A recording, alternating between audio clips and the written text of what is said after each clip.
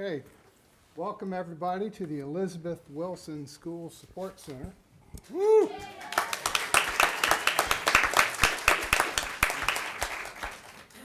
Thank you for being here tonight. We'll begin with the moment of silence.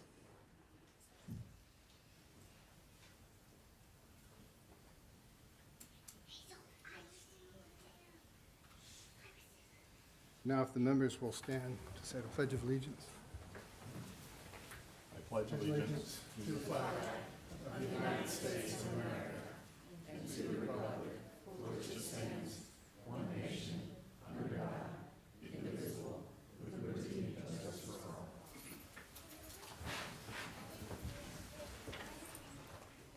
swearing in. So we begin with the swearing in of our new member, Bob.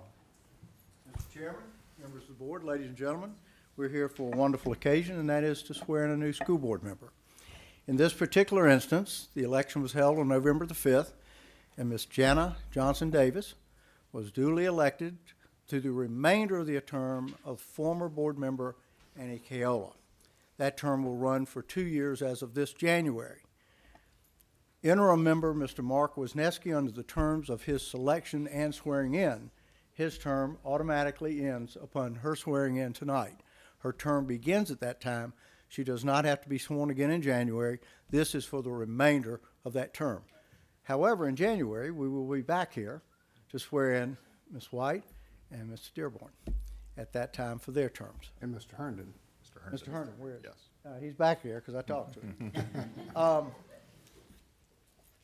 Tonight, we have the privilege of having Judge Rathalia Stroud. I apologize for my trouble with the first name. Judge Stroud is a graduate of the University of Georgia. She's a graduate of law school at Georgia State University. She has been on the city bench as a municipal court judge for our city for 20 years. She does not look old enough because she started when she was 17, I think, on that bench. And for the last 4 years, she has served as our chief municipal judge and has done a wonderful job by all accounts. In addition to that, she serves full-time as an associate judge, magistrate's court for DeKalb County. So she will administer the oath this evening, and Ms. Johnson Davis will be accompanied by her husband as the oath is given. If you'll recall, there are 2 oaths. We have an unusual process. Both oaths will be given orally, although the second one is truly just a written oath, but we always give that one orally as well. They will be administered back to back. Then we will have to sign off on both, and Ms. Stinson will then notarize it, and we will have a new board member that can take her seat immediately. Great. So, Ms. Johnson Davis, are you ready? Yes. Your husband ready to accompany you in case you trip or fall? Ms. Stroud, please come forward.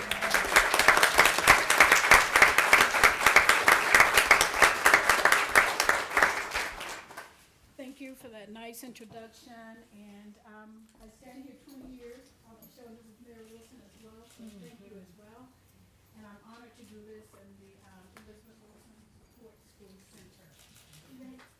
All right. If you raise your right hand, just repeat after me. I state your name. I, Jana Johnson Davis, Do solemnly swear do solemnly swear that I will execute the duties that I will execute the duties of the office of school board member of the office of school board member to the best of my ability. to the best of my ability. That I am not the holder I am not the holder of any unaccounted for public money of any unaccounted for public money due this state. due this state. That I am not the holder I am not the holder of any office of trust of any office of trust under the government of the United States under the government of the United States or any other state or any other state or any foreign state, or any foreign state, which I am by the laws which I am by the law of the state of Georgia of the state of Georgia prohibited from holding. prohibited from holding. That I am otherwise That I am otherwise qualified to hold this office qualified to hold this office according to the Constitution according to the Constitution and the laws of Georgia. and the laws of Georgia. That I will support the Constitution That I will support the Constitution of the United States of the United States and of Georgia. and of Georgia. That I have met all resident requirements That I have met all resident requirements as defined by the Constitution as defined by the Constitution and the laws of Second oath. I, state your name, I, Dana Johnson Davis, a citizen of DeKalb County, a citizen of DeKalb County, and being an elected official and being an elected official of the city of Decatur, of the city of Decatur, and the recipient of public funds and the recipient of public funds for services rendered for services rendered as such official, as such official, do solemnly swear and affirm do solemnly swear and affirm that I will support the Constitution that I will support the Constitution of the state, of the United States, of the United States and the Constitution and the Constitution of Georgia. of Georgia. You do this one. Thank you.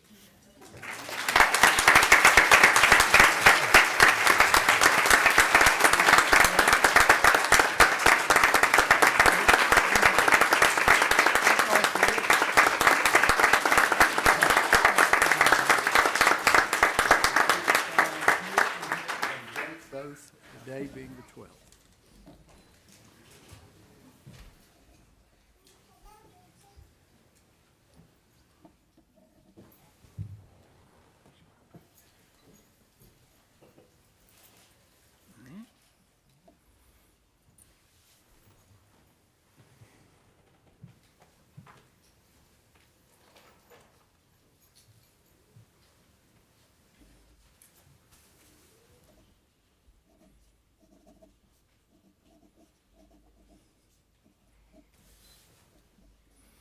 And Judge Stroud, if you would sign. Because you're the judge, we go ahead and fill in the date for you, see. Oh, There you go, okay, see? thank you, There you go. appreciate that. All right? Congratulations.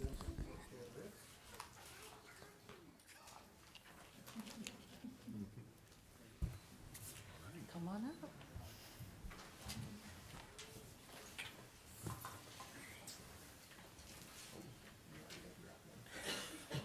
Thank you.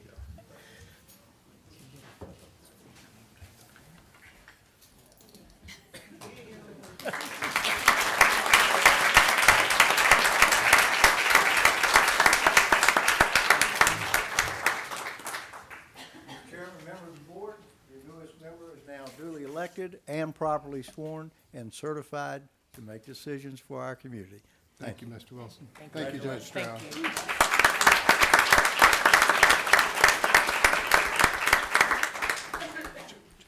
you like to say anything? I just want to thank the citizens of Decatur.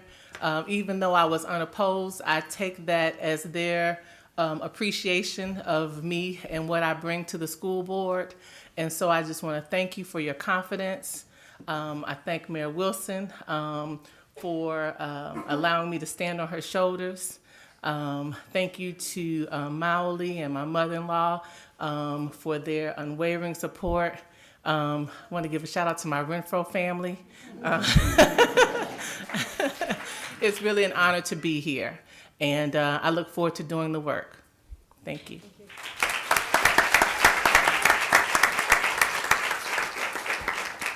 Well, we're excited to have you, and we should say thank you to all who brought her to us also, because we're very excited to have a great new board member and look forward to working with you.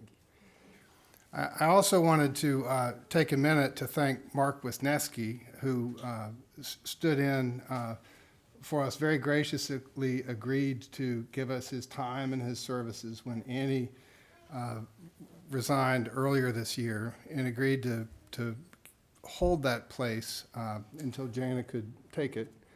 You know, Mark is a former board member. I think he was, how long did he serve? Was it 10 years, 12 years? And a former chair. And I've always known that I appreciated and respected Mark, but I really didn't know how much I should until he came and actually joined the board. And he really made a terrific contribution even in that short time that he was with us. And so I wanted to just say thank you to him. He's not with us tonight because he said, you know, if I'm going to step down, it seems a little awkward, and besides, it's my anniversary. Do you think I can skip? So he's not with us tonight, but thank you. And we also wanted to acknowledge and recognize Mayor Wilson. I mentioned in the beginning that this is the newly christened Elizabeth Wilson School Support Center.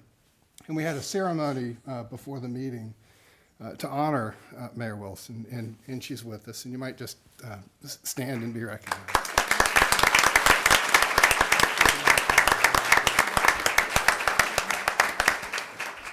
very proud to have your name on this building. And of course, Valerie Wilson, our also recent former chair, and Carter there. Thank you for being with us. Thank you.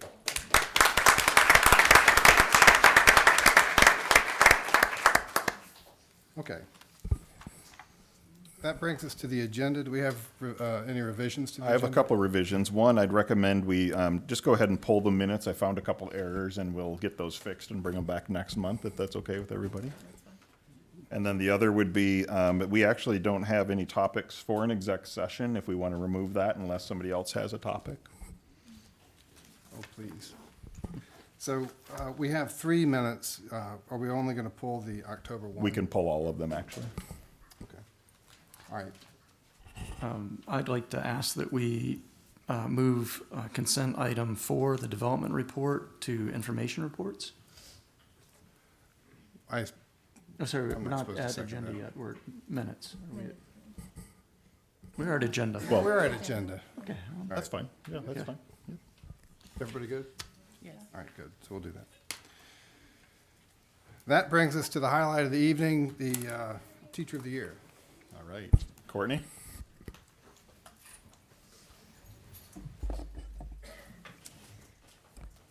All right. I have the honor of introducing an amazing group of teachers tonight. Before I introduce them, I want to take a minute to tell you how our Teachers of the Year were selected. The school-level Teachers of the Year were nominated by their peers, and all nominees must be in their 3rd year of employment with City Schools of Decatur. Nominations for school-level Teacher of the Year were required to include how the teacher demonstrates leadership within the school or the system, works as a team member of the school and works well with staff, parents, and administrators, and provide evidence of student achievement and engagement by providing a stimulating classroom environment. Nominations for school-level Teacher of the Year are considered by a committee and selected by the principal. As it has been our practice when other schools have opened, Talley Street Elementary elected to be an observer in the process this year, and a Talley Street representative served on the District of the Year selection committee. So a little about this group of teachers. They come from all kinds of backgrounds. Some are second career educators that followed their passion to the classroom, and some began teaching right out of college. They teach pre-K, first grade, second grade, music, elementary social studies and ELA, special education, and high school English. They have combined over 140 years of experience. But most importantly, these people are amazing educators that bring their best to our schools every day. So now to introduce the teachers. Teachers, when I finish reading your introduction, you'll come over to take a picture with Dr. Duty and Mr. Jones and get your award.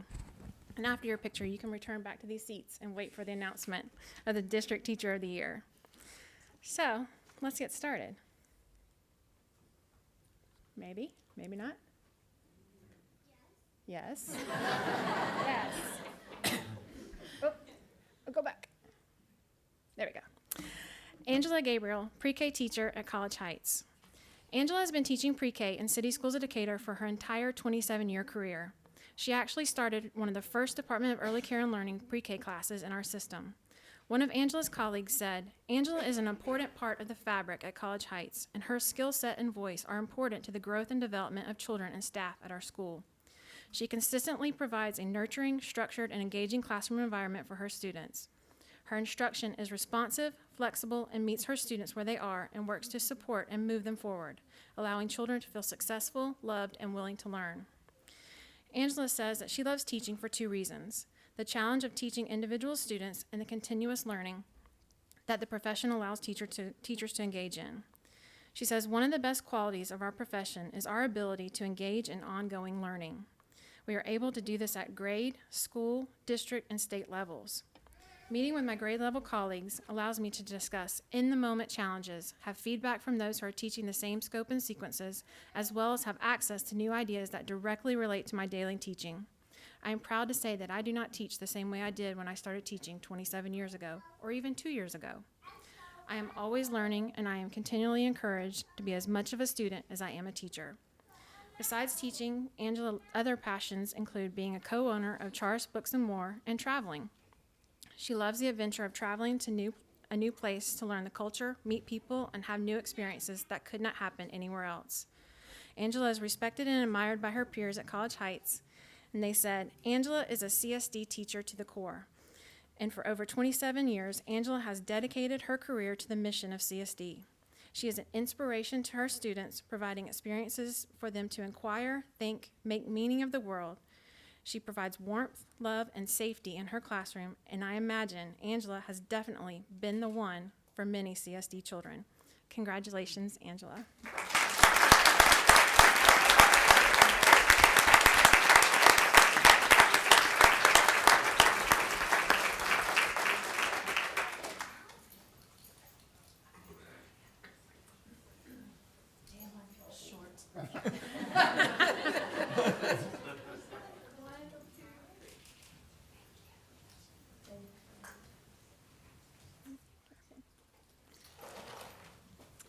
Next up, we have Angela Needham, second grade teacher at Claremont Elementary. Teaching is not Angela's first career, but she said it has been her most challenging and rewarding. She began teaching in CSD as a para 15 years ago at Oakhurst and loved it. She returned to school to obtain her teaching certificate and accepted a position at Claremont. Angela says that her favorite thing about teaching is being able to make a difference in a child's life. She loves the relationships she builds with her students by ensuring that she develops a positive learning environment for her students. Her colleague said, Ms. Needham has motivated and inspired students to achieve and be their best in numerous ways. She connects with her students through her daily interactions with them. She accepts each student's unique qualities and works throughout the school year to acknowledge their differences and similarities. Ms. Needham utilizes a variety of teaching methods to meet the needs of her students. She has various learning stations in the classroom that help address individual learning styles so that students achieve their learning targets. Ms. Needham uses incentives that motivate students to work hard, remain focused, and feel proud of their progress. Angela says, it's important to teach students the importance of diversity and inclusion and celebrate our cultures and backgrounds. While learning about each other's traditions, students discover that they have more in common than not. As a result, students are more accepting of one another, and interactions between students are more positive. I believe this builds a safe and happy learning environment where students feel comfortable and take academic risks. Outside of Claremont, Angela says that friends and family are very important to her, and she might be seen belting out a Whitney Houston tune during karaoke night with family or eating too much popcorn during movie nights with friends. Same. Her Claremont family says, with Ms. Needham's commitment to excellence, her students are without a doubt situated to succeed as Claremont Bulldogs. Congratulations, Angela.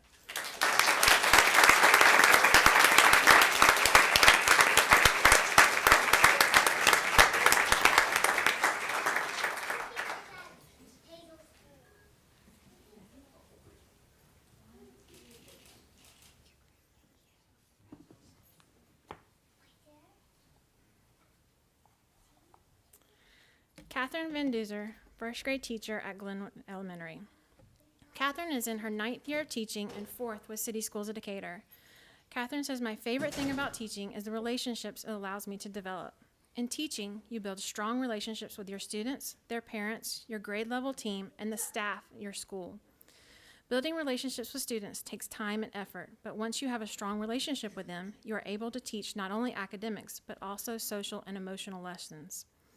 I have a passion for teaching students how to read, but I do not think I could teach them such a challenging skill without first building a relationship of trust where they know it's okay to make mistakes. I want my students to leave my room every day knowing that I believe in them, not only academically, but that I believe that they are good people with a lifetime of potential. Her colleague says, Catherine motivates and inspires students to achieve and be their best in many ways. She fosters a positive learning environment by being encouraging and kind. She writes her students thoughtful notes, does fun cheers with them, and is constantly calling out the good she sees. Catherine seeks to reach every child. She goes above and beyond, not only for the kids in her class, but also for former students and all kids in our school.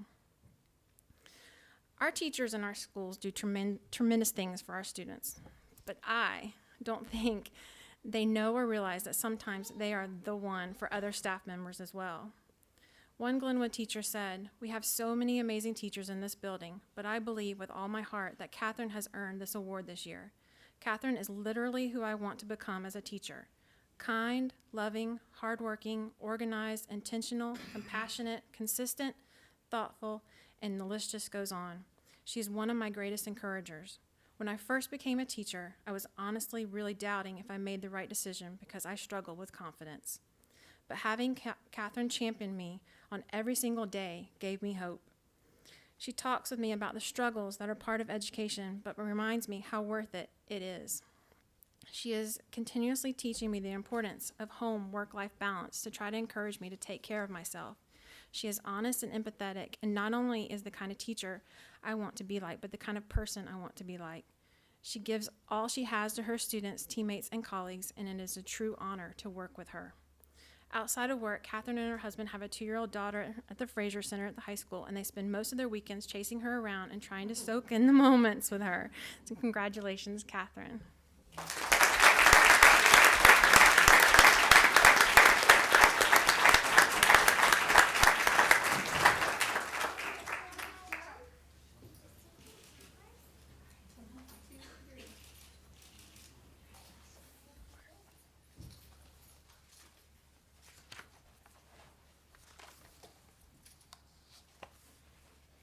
Shannon Staten, second grade teacher at Oakhurst Elementary.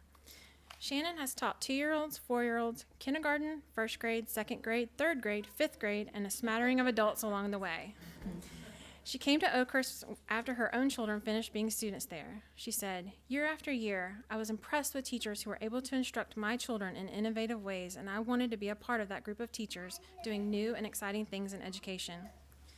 Shannon says that her favorite things about teaching are collaborating with coworkers, the ability to express her creativity through instruction, and most importantly, her relationships with students. She says, "I've never been a teacher willing to open a teacher's manual, print out worksheets, spit out a script, and call it a day. I don't believe it is right for kids, and I don't believe it is right for teachers. I think there is something powerful in creating lessons that you know will spark your students' imagination." Her colleagues say, "Shannon makes every effort to know her students on a deep level and genuinely strives to learn what makes each one of them tick. She values each student's individuality and earns their trust and respect so the kids believe in themselves and want to be the best version of themselves. Shannon isn't intimidated by students who have needs that many educators would consider too much. In fact, Shannon seems invigorated by challenges and enters each day with an adventurous spirit. Children read adults pretty well, and Shannon's genuine enthusiasm for each child's success academically, but also as a good human, shines through." Shannon shows her commitment to her students, her school, her district, and her city every day. She gives all to her job and is always willing to do what it takes to make CSD and Oakhurst a better place for her students. Shannon says showing kids they are capable, they are valuable, they are already doing amazing things with their lives by showing up, taking part, and being in our crew is the most rewarding part of my job. Encouraging boldness and questioning, and having confidence in knowing that we are all different and that is just as it should be, is what I challenge myself to bring to the classroom each day. The students push me to be the best teacher I can for them, and I push them to bring their best selves to learning. It is this give and take, with mistakes being made and great victories being won, that builds relationships of trust and understanding that go far beyond state standards and grade benchmarks. Congratulations, Shannon.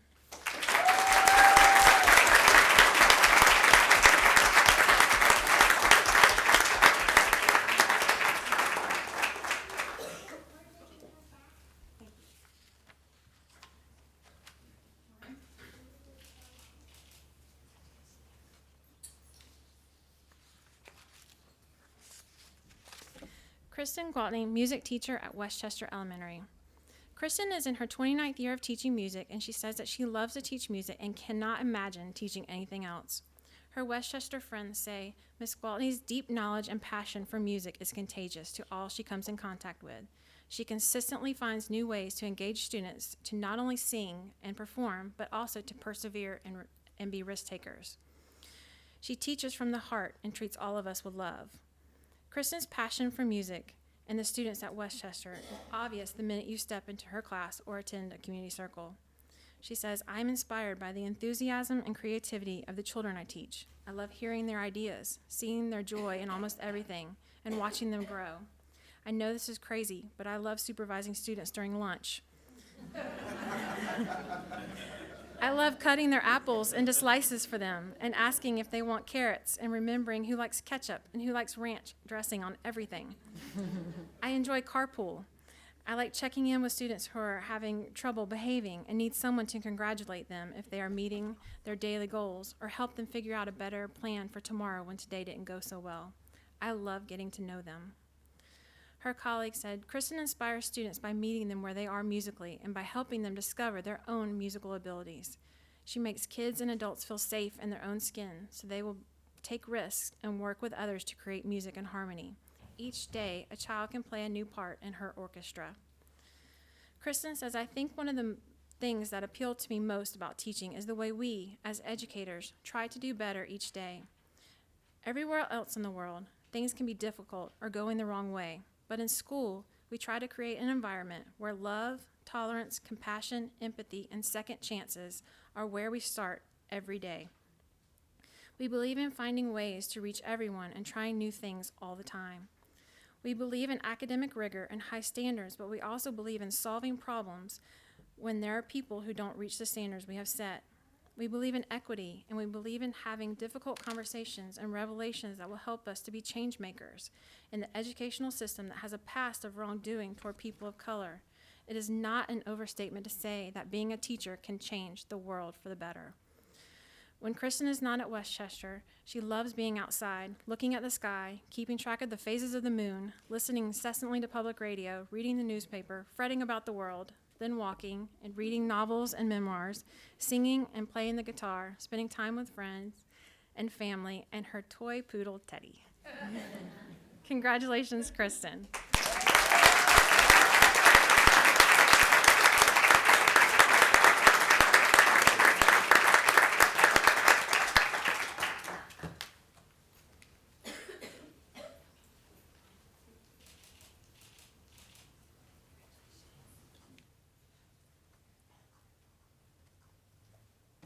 Heidi Westbrook, first grade teacher at Winona Park Elementary. Heidi's passion for education began in her undergraduate studies, but she got cold feet and pursued a business degree instead of education. But, lucky for us, Heidi's heart and passion led her to the classroom after volunteering and working as a para in our schools. Members of the Winona Park crew say Heidi's high energy motivates her kids to be excited about school and have fun.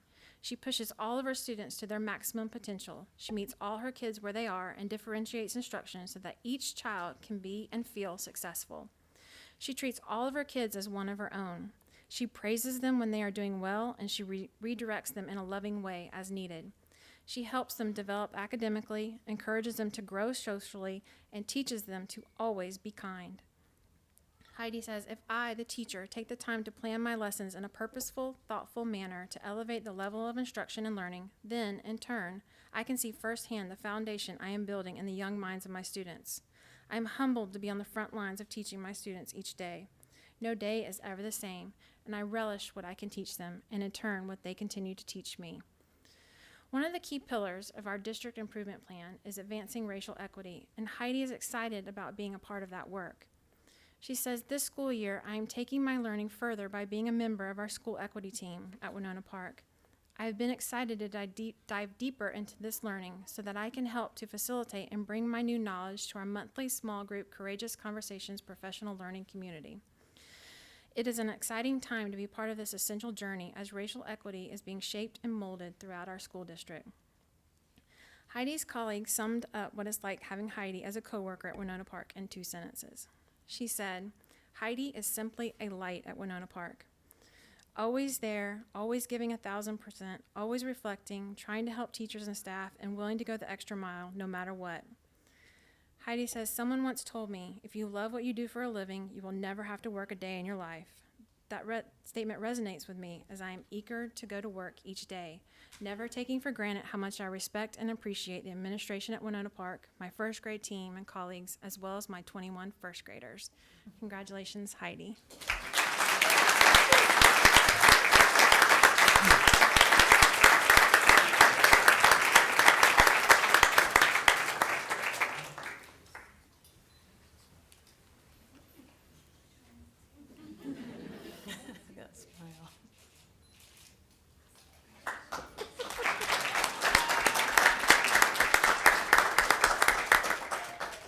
Nyla Carty, 5th grade social studies and ELA teacher at 5th Avenue Elementary. Nyla is in her 17th year of teaching and 10th year in CSD. She says that education found her. She began her teaching career in Gwinnett County and quickly learned that she was meant to be a teacher and went back to school to add a teacher's certificate in special education to her bachelor's degree in psychology and later added a master's in elementary education. She says, I was an educator of students with special needs for 13 years and decided to venture into the world of general education at FAVE and teach 5th grade. Teaching a 10, 11-year-old is challenging, but beautiful. This is the year they learn about themselves, the world, and how to be more independent. It is a remarkable experience to see the journey from August to May. At FAVE, she has organized the voting process and has been the lead advisor for the Student Council. She organizes and directs the Black History Month program every February, and she currently serves on the school leadership team. And just a side note, board members, if you haven't seen the Black History Month, put that on your calendar. It's amazing. Her colleagues say, you can just feel the love and commitment that Ms. Carty brings to FAVE. She personifies the district mission by accepting nothing but the best from her students.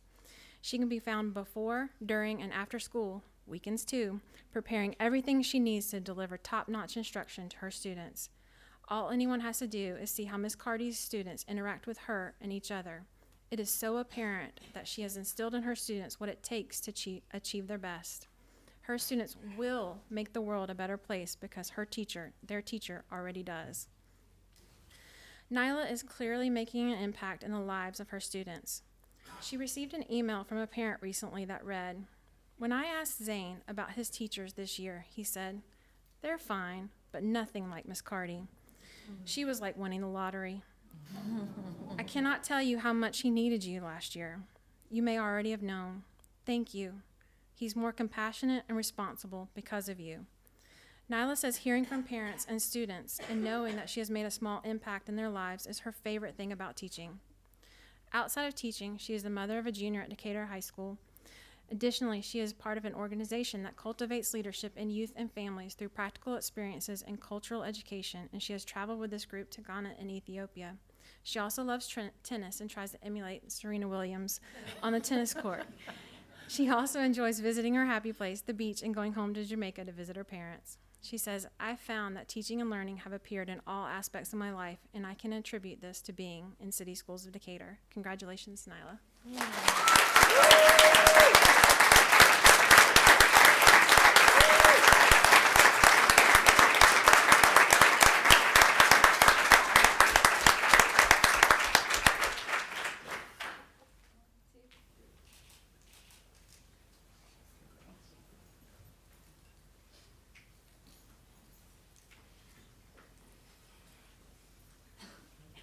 Drew Ann Tuciaroni, special education teacher at Renfro Middle School. That's my favorite thing I've heard. Drew Ann is in her 11th year of teaching special education. She began teaching students with mild, moderate intellectual disabilities at Monroe Area High School, but most of her experience comes from the Monarch School in Gwinnett County.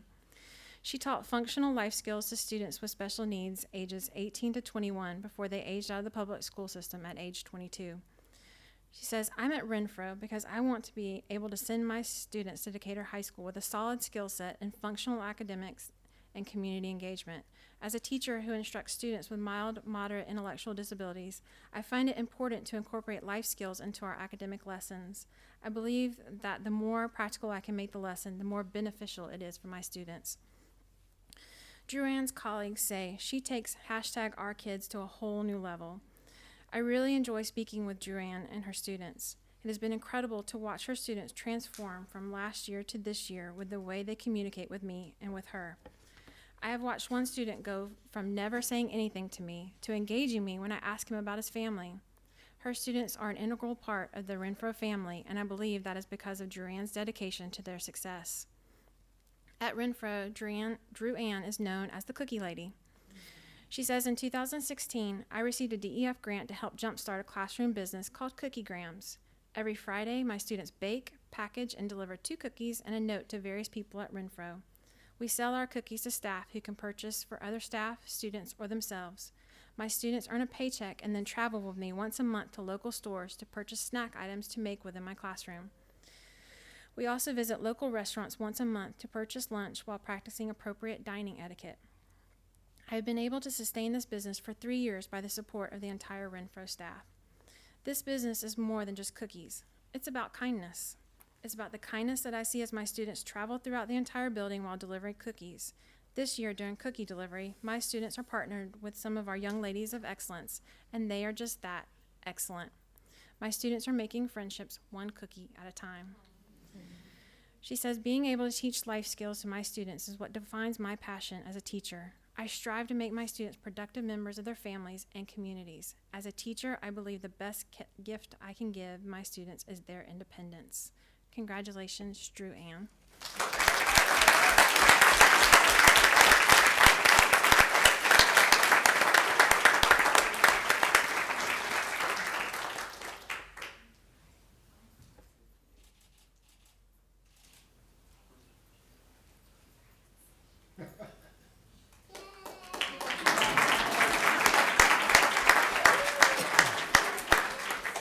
Drew Ann also came with the best cheering section ever.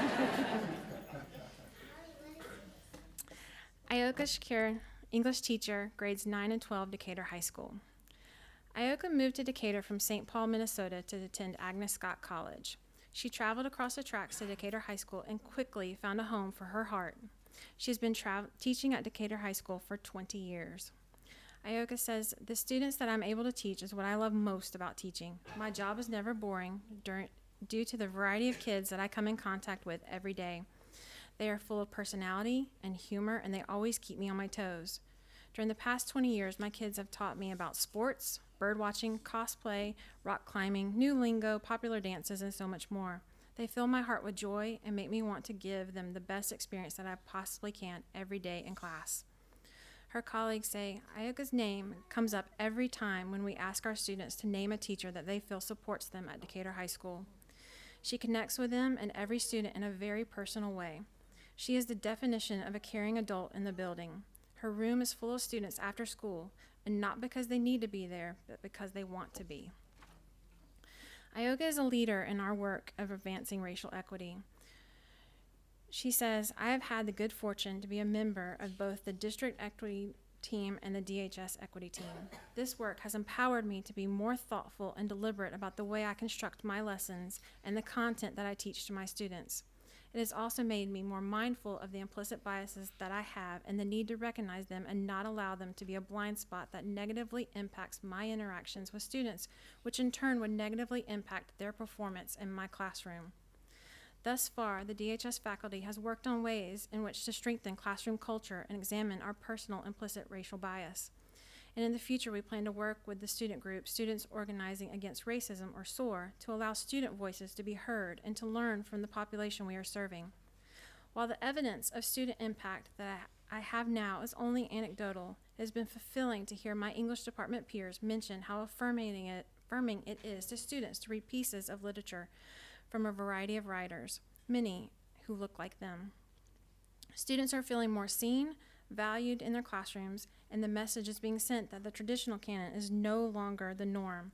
I am hopeful that with more culturally relevant teaching occurring in all departments, the disproportionate outcomes for students of color, particularly Black students, will eventually be eliminated. I know that it will take a large amount of effort and time, but I'm hopeful that Decatur High School can become a more racially equitable place. Ioka is very involved in the many activities at DHS. Most importantly, she's a rock star. She's a member of ABCD, the faculty band that performs once a year at Rock and Roll Review. When not at DHS, she's baking, reading, hiking, being a Prince fan, FaceTiming with family, and sharing good meals with friends. She is an aunt to 3, godmother to 5, and a school mom to many. Congratulations, Ioka.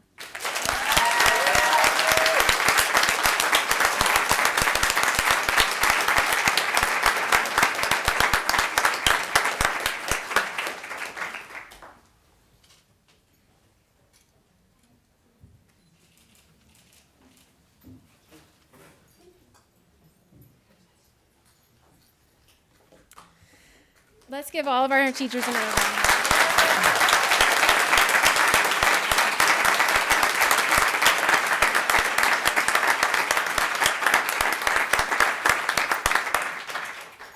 We have some amazing Teachers of the Year. Each one cares deeply about their students, and they truly live up to our vision of building the foundation for all children to be their best so they can achieve their dreams and make the world a better place. But now, it's before I announce the 2019-20 District Teacher of the Year, I would like to say thank you to a couple of people. First, to DEF for sponsoring a portion of the awards tonight and for always supporting our teachers. Gail.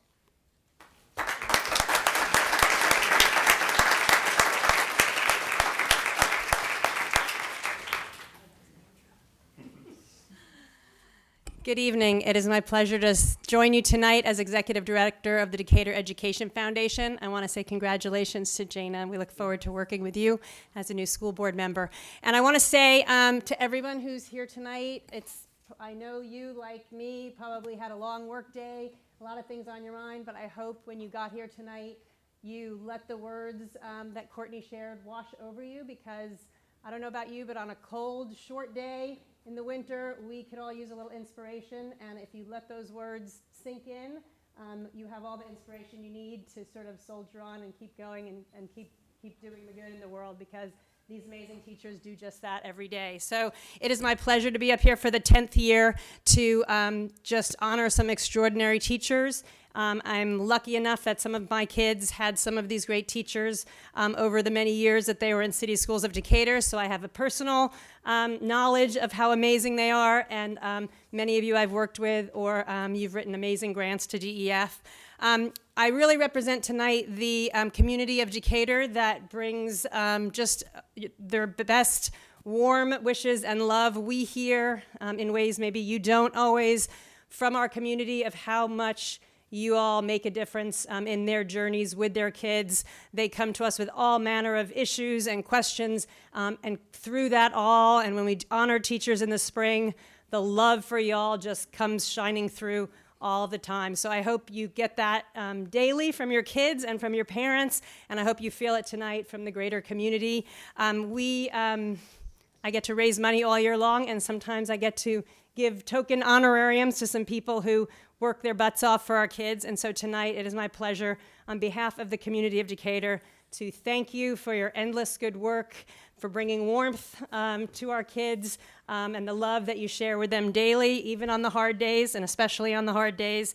As a result, we have a small honorarium that represents a much bigger portion of love and esteem that we all hold you in. So thank you for all you do, and it is our pleasure to sponsor these awards.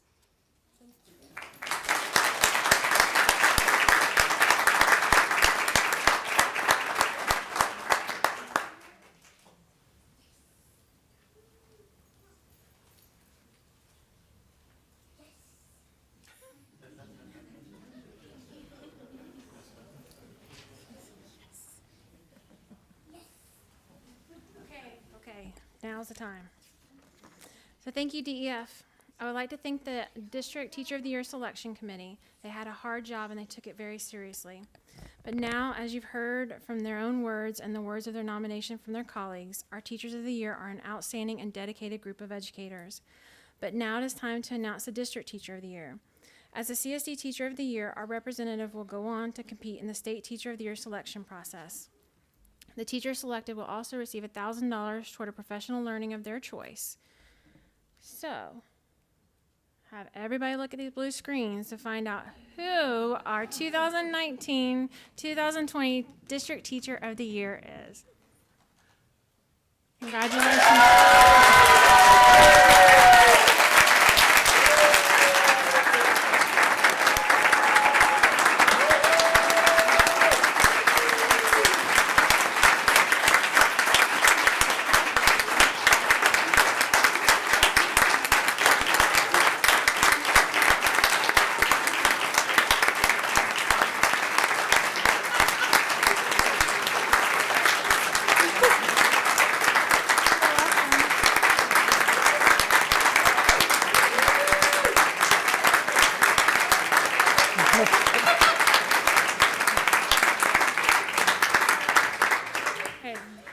That's the end of our presentations, but teachers, you can't sneak away just yet. We would like to grab a group picture of all of you up here with the board, if y'all can come up here, and then you're lucky you get to go home.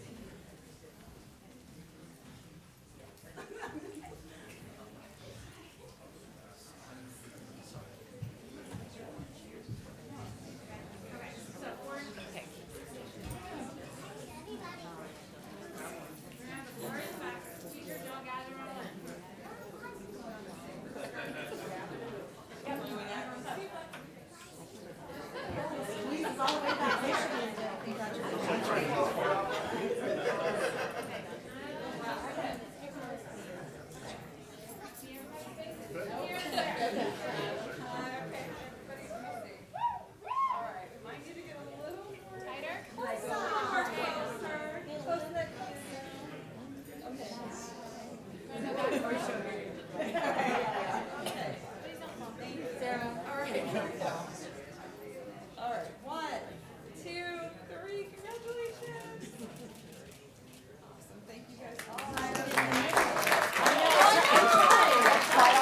very much Thank you very, very much. I appreciate it. I appreciate it.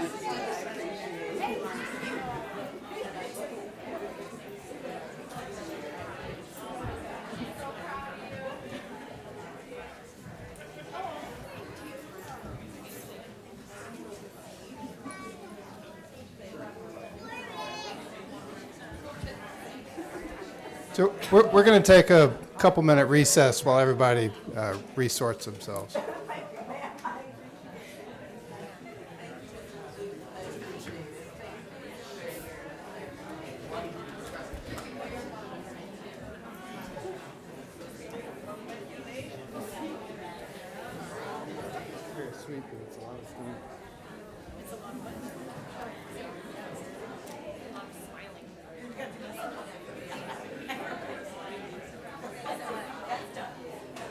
Proud of you. Oh, thanks. Thank you. I'd like you back. Nope, nope, go ahead.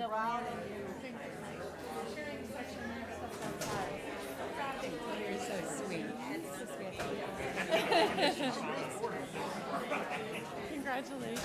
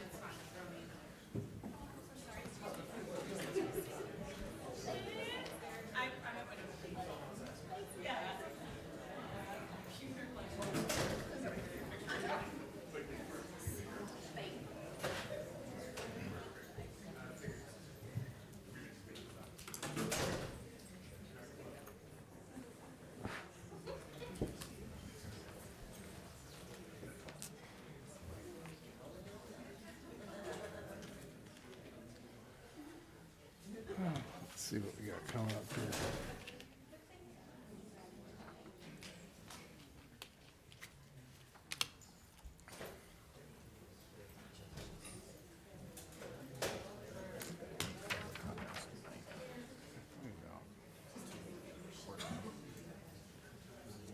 Same. For this piece, because I knew that. See this.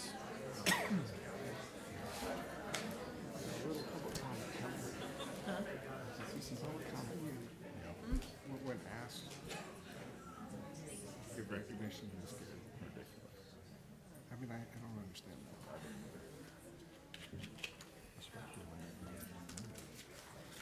Right. Yes. He reinstated the one that's right. She's back on, which I'm happy for.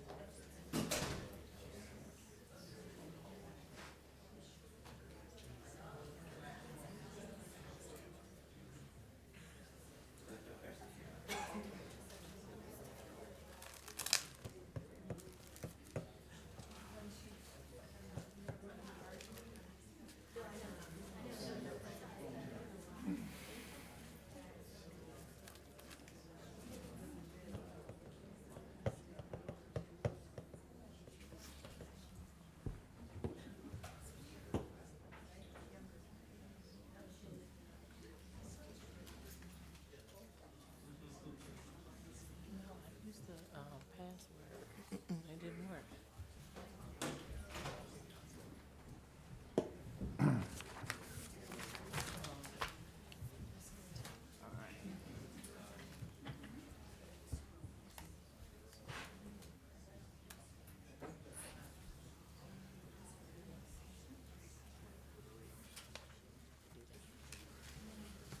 I shouldn't have to go. Okay.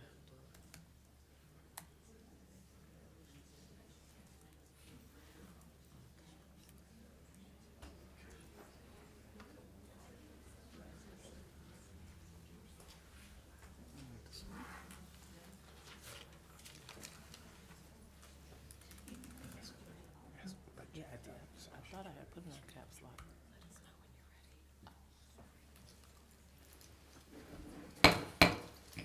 Okay, we'll call the meeting back to order. I just want to mention real quickly, in case anyone was wondering, there's not a Tally Street Teacher of the Year yet because the school's so new. We don't do a Teacher of the Year right off the bat. We'll do it next year. So next year we'll see 10 folks. Okay, next on our agenda is is public comment. So we have, looks like 9. Oh, it's 7. Sorry. Okay. Apparently, we have 7 who've signed up. Chris Grimes.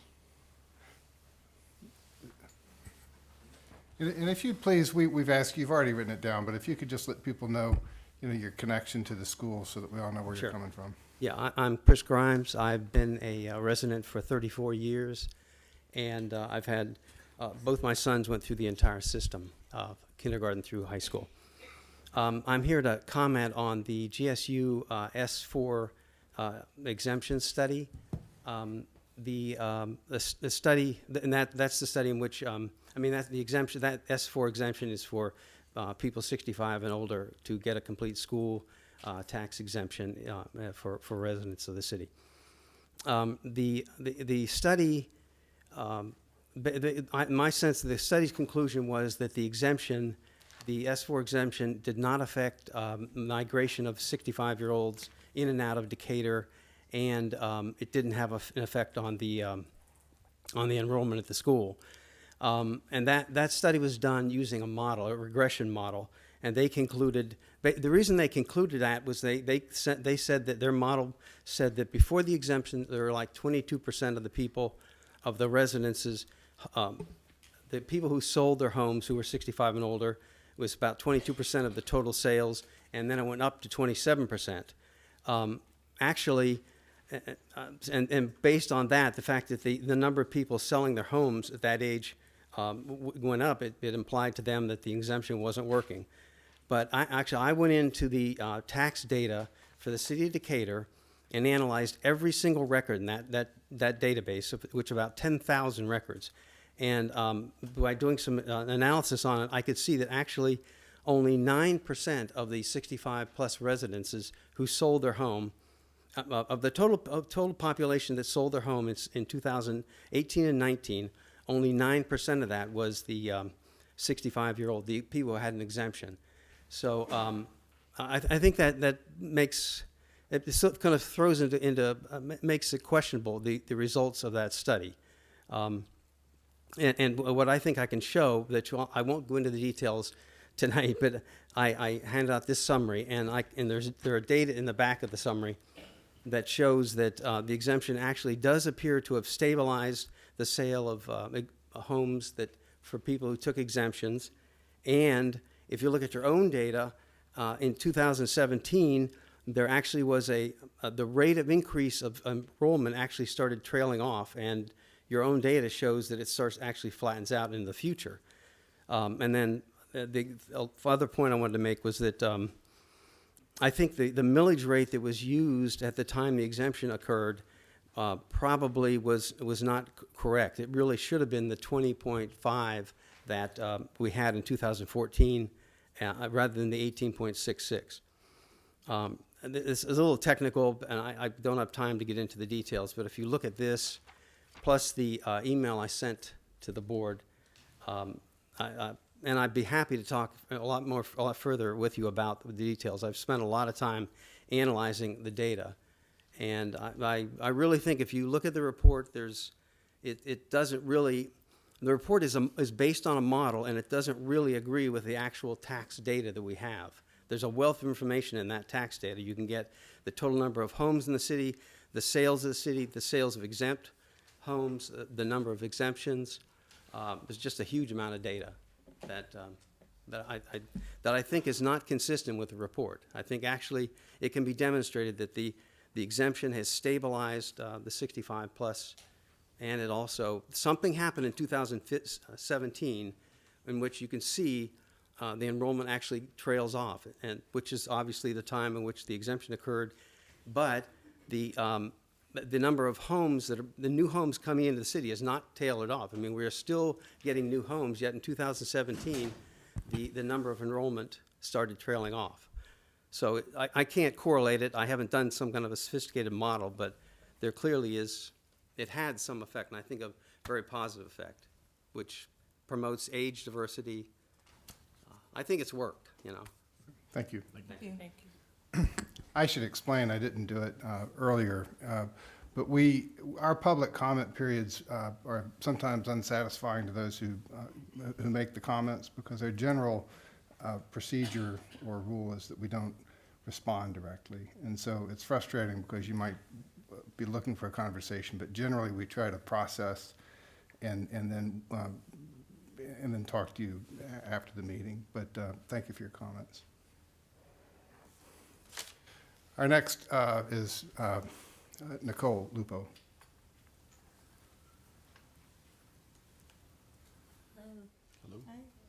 Nice to see you guys again.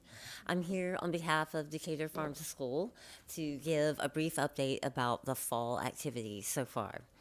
For the 6th consecutive year, we have won a Golden Radish Award at the gold level, and that is a state-based award that is given out on 10 criteria within Farm to School, including integrating Farm to School lessons into existing curricula, school gardens, local meals in the cafeteria, interactions with farmers, etc. So we're really proud to have a 6th year of that under our belts. This crazy fall weather has kept us guessing. So while we spent the early part of the fall sweltering while we harvested sweet potatoes, we are now enjoying the cooler temperatures while we taste them at Claremont and Oakhurst and Westchester, and we study George Washington Carver and his 100+ inventions with sweet potatoes. We've got some late fall gardens of collards and broccolis and lettuces at Fave and at College Heights. Our students at Fraser Center and College Heights from preschool and pre-K have been tasting and comparing Georgia-grown apples of all different varieties. Our Renfro students once again prepared green, yellow, and purple green beans with a lemon shallot vinaigrette for the district-wide taste test. This was the 20th district-wide taste test in Decatur. It was my 15th taste test for Decatur, and it was our first for Tally, so it felt really good to get one under our belts there at Tally. Decatur Farm to School walked in the Haints and Saints Halloween Parade dressed as fruits and vegetables. There is no end to what we will do to get kids excited about trying plant-based foods. And we passed out temporary tattoos instead of candy.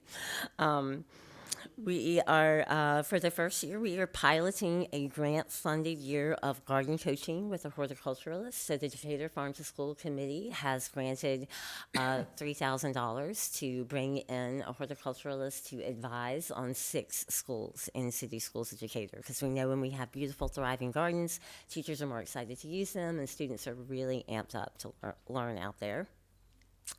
And lastly, I wanted to promote our fall dine out. We do 2 every year, and the fall one's coming up on Wednesday, November 20th. Over 20 restaurants in City of Decatur participate, and a portion of their sales between the hours of 5 and 9 are donated to Decatur Farm to School. The money raised from those dine outs supports the taste tests in the fall and spring. Also funds 3 Decatur high school students to have summer internships on local farms and in local restaurants and farmers markets. We offer many grants to teachers for implements in the garden. We offer scholarships to teachers to the Georgia Organics Conference, as well as the Farm to School Summit. And we also give grants to the CSD Nutrition Department. And this year, the money went to new equipment for Tally Street. So thanks so much. Thank you. Dr. Tiffany Tesfamichael. Perfect pronunciation. Sure, I do this when it starts. All right. So these are my concerns that I am reading off of a cell phone, so excuse me if I get tripped up a little. I'm here to promote awareness of this for the board, for parents on both sides of the issue, for my neighbors, and any members of the media who may be present or viewing this recording. My concerns, starting with number 1, I, Dr. Tiffany Tesfamichael, feel as if Miss Catherine Henderson has been victimized and harassed by a cabal of parents who are primarily reacting to her negatively because she's African American and teaches with an African American cultural ethos with which they are unfamiliar. Number 2, I feel that this same group of parents has either implicitly or explicitly given their students the indication that they can or should view their relationship with Ms. Henderson negatively, regardless of whether her admonitions to students are valid. Number 3, I would like for Ms. Henderson to be informed that there are parents who stood and stand behind her, Not at all because she is perfect, but because the mistakes she makes are no more or less than European American teachers, and if she makes such mistakes, she deserves to be communicated with through the same fairness and consideration that a parent would use to communicate with a European American teacher. Brass tacks, if you did not fire Heather Byers, then do the same for the black outliers. Number 4, I would like a conversation to take place at the school level to examine what happened in Ms. Henderson's case, what other teachers of color may be experiencing, and how having teachers of color is helpful to students of color. This is only my second teacher that my daughter's had in her entire time at Renfro. It's really unfortunate that this is happening. Number 5, I would also like to get more transparent information from the school regarding the Henderson situation. For example, 5A, is the new teacher in the class being used as a replacement, a white male? If not, why is he teaching so much? If so, that needs to be communicated to parents. 5B, is Ms. Henderson still in charge of teaching, right? The grade book, etc. 5C, is anyone observing in the classroom? How regularly and what are they seeing? 5D, if CSD Renfro intends to replace her, that replacement shall be another teacher of color. Same race, ideally same gender. There will be no replacing a black teacher with a non-black teacher in light of the aforementioned concerns. And number 6, I am concerned with the students thinking that they have carte blanche to do or say what they want in the classroom because their parents can and will complain, and that this puts Ms. Henderson under a larger microscope. Conversely, I am afraid that she may have now become hyper aware of her relationships with African American students. If you need prioritization, start with items number 4 through 6. This is not a study. These are real people, real situations, and diversity for me is not about yard signs. It demands a bias for action, and I really need somebody to fix this. Thank you. Thank you. Nicole Blakemore.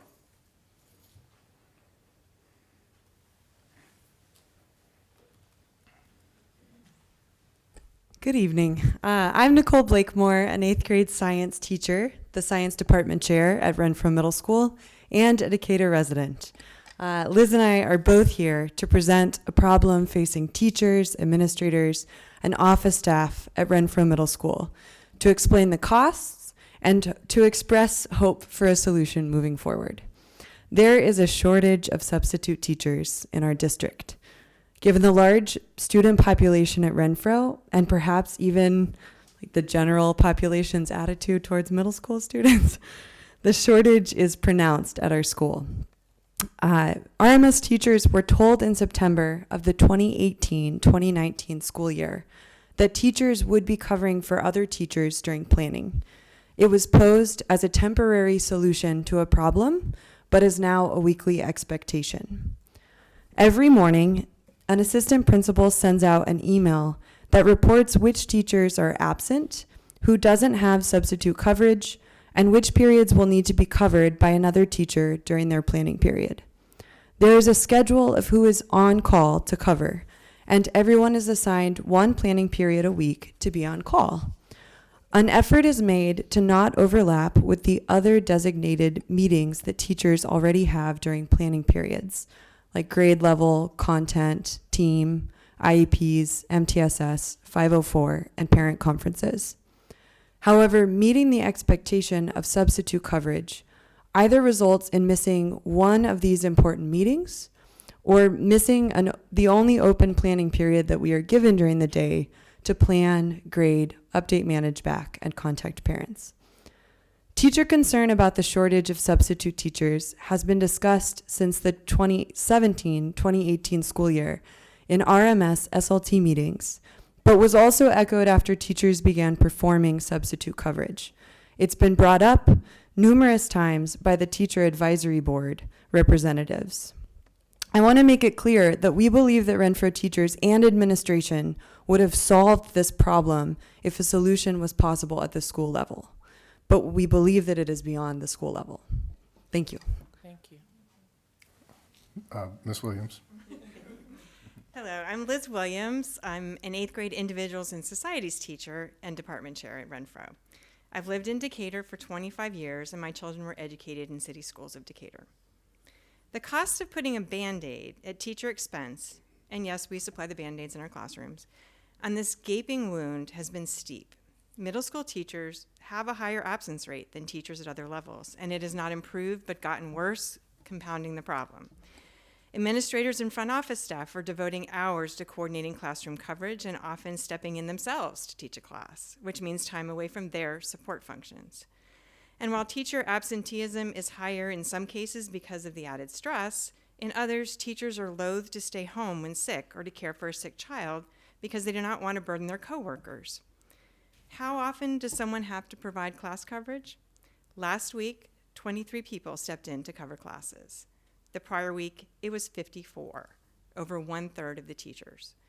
This is impacting morale and it is impacting instruction, and this is becoming apparent in declining test scores and a deteriorating school climate. In 8th grade, we are particularly concerned with teacher turnover. While the exhaustion from long days teaching and stress of not having time to prepare for our own classes is not the sole reason for teacher dissatisfaction, solving this problem would have a tremendous impact on morale. In 8th grade, over the past 3 years, we've experienced 25%, 24%, and 16% of teachers leaving Renfro, and the cost of turnover is high. School-wide, Renfro hired 18 new teachers last year, which is the equivalent to the total teaching staff at 2 of the elementary schools. In addition to the cost of hiring new teachers, that teacher, no matter how experienced, requires an added level of support, which is difficult to supply when teachers are being deployed to cover classes during their planning time. But we came here tonight because we have suggestions for solutions, many of which are not new. One solution is to pay teachers for their work as substitutes. This would give teachers a choice in allocating their time, and it would compensate them for the additional responsibility. Other school systems in the Atlanta area do this. Another solution could be to hire a permanent building substitute at both Renfro and Decatur High School. This comes with costs, but the savings would be found in reduced turnover. Finally, the substitute teacher application process should be streamlined. The job posting is currently confusing. The job description for a teacher is simply duplicated when it should be a description of the expectations of a substitute. The application is lengthy and cumbersome, and it deters potential applicants. Certified teachers are paid $125 per day to sub, and non-certified substitutes are paid $80, which is not competitive. We are truly grateful for the opportunity to present this issue to the board. To be heard matters a lot to teachers, and we are hopeful. Thank you. Thank you.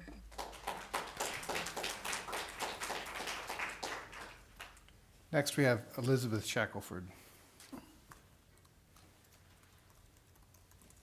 Hi, on this frosty evening. I'm here to talk to you about the senior tax exemption and the Georgia State report. I will follow up and send you guys an email with some specific questions because there's some items in the report that are just not clear to me. It's covering an awful lot of territory, but there are not some basic numbers in there, like sometimes when they use percentages, they don't provide the raw numbers that are behind that. 25% of 8 is a lot different than 25% of 200. Basically, my sense is that the report talks about 2 years' worth of data. And when you talk about a transaction like buying or selling a house, that's something that people don't do very often in their lifetimes, maybe just a handful of times. I don't think 2 years provides a basis for any kind of a trend when it comes to buying or selling a house. It might provide a trend for buying peanut butter, but not buying a house. Also, as I'm thinking about all of these issues, there's a lot about communication. I don't know the extent of the communication between the school board and the city commission, but it seems like the two groups are fairly independent. And I'm concerned about the kinds of money that's getting spent by the city commission on things that seem to me to be a little bit over the top, like the $11+ million total for the project to do bike lanes and paths in various parts of the city. I'm a cyclist. I'm all for bike lanes, but what's happened on Commerce to me is way overbuilt and way, way, way too costly, that there can be safe bike lanes without having to go to that extent. So I'm concerned about the dialogue between the commission and you guys. And by the way, my husband and I have lived in Decatur for 27 years. We don't have kids in the system, but we've paid our school taxes for all those years. I believe that the recommendations from the GSU report will actually result in senior flight. I would like to see, one of the numbers I'd like to see is just how many actual households, how many people would actually qualify for the exemption under the recommendation at the end of the study. It feels to me like very, very few people would qualify, and my guess is that seniors will definitely leave. Because of housing costs and tax costs, Decatur is getting less and less diverse. It may be that some of those fine teachers who are honored tonight can't even afford to live in Decatur, partly because of the very high taxes. It's a totally different entity and a totally different civic organization, but for example, Cobb County, at 62, there is no school tax. I see my time is actually out. It feels to me like the report is kind of a tautology, that it says that we've controlled for everything because we've controlled for everything. And I don't think that it truly has factored in all the various things that could come into play, and the comparison with a 5-year data of some control group that's not Decatur, to me, is not necessarily terribly valid. So I'll follow up with an email, but I'm terrifically concerned. My husband and I are terrifically concerned, and if it goes away and we're not eligible for whatever is replaced, we'll probably leave Decatur like many other seniors we know. Thank you. Thank you. Wesley Madhere. All right. Mr. Madhere? He's gone. Or Madhere. Madhere? I think he's left. We wore him out? Okay. That's it for public comment. I think. Okay, that brings us to the superintendent's report. Dr. Duty. All right, hold on, let me get my agenda back up here. All right, I just have a couple comments of things I just want to update folks on. I've heard of various levels of conversation about, so I thought I'd just share a couple updates. One, I've heard from several folks about the obstacle course that was planned for Renfro Middle School, that we passed for that in a vegetable garden to be some work to be done over there. There are some concerns about the obstacle course, where it is, how much space it takes, et cetera. So I let those parents know that we're pausing that project for the time being until we can look into it a little more and determine if we need to do some more community engagement and have some more discussion about that before we move on with that. Let's see. Oh, I met with some parents. Noel Maloof and I met with them again about the composting at Renfro.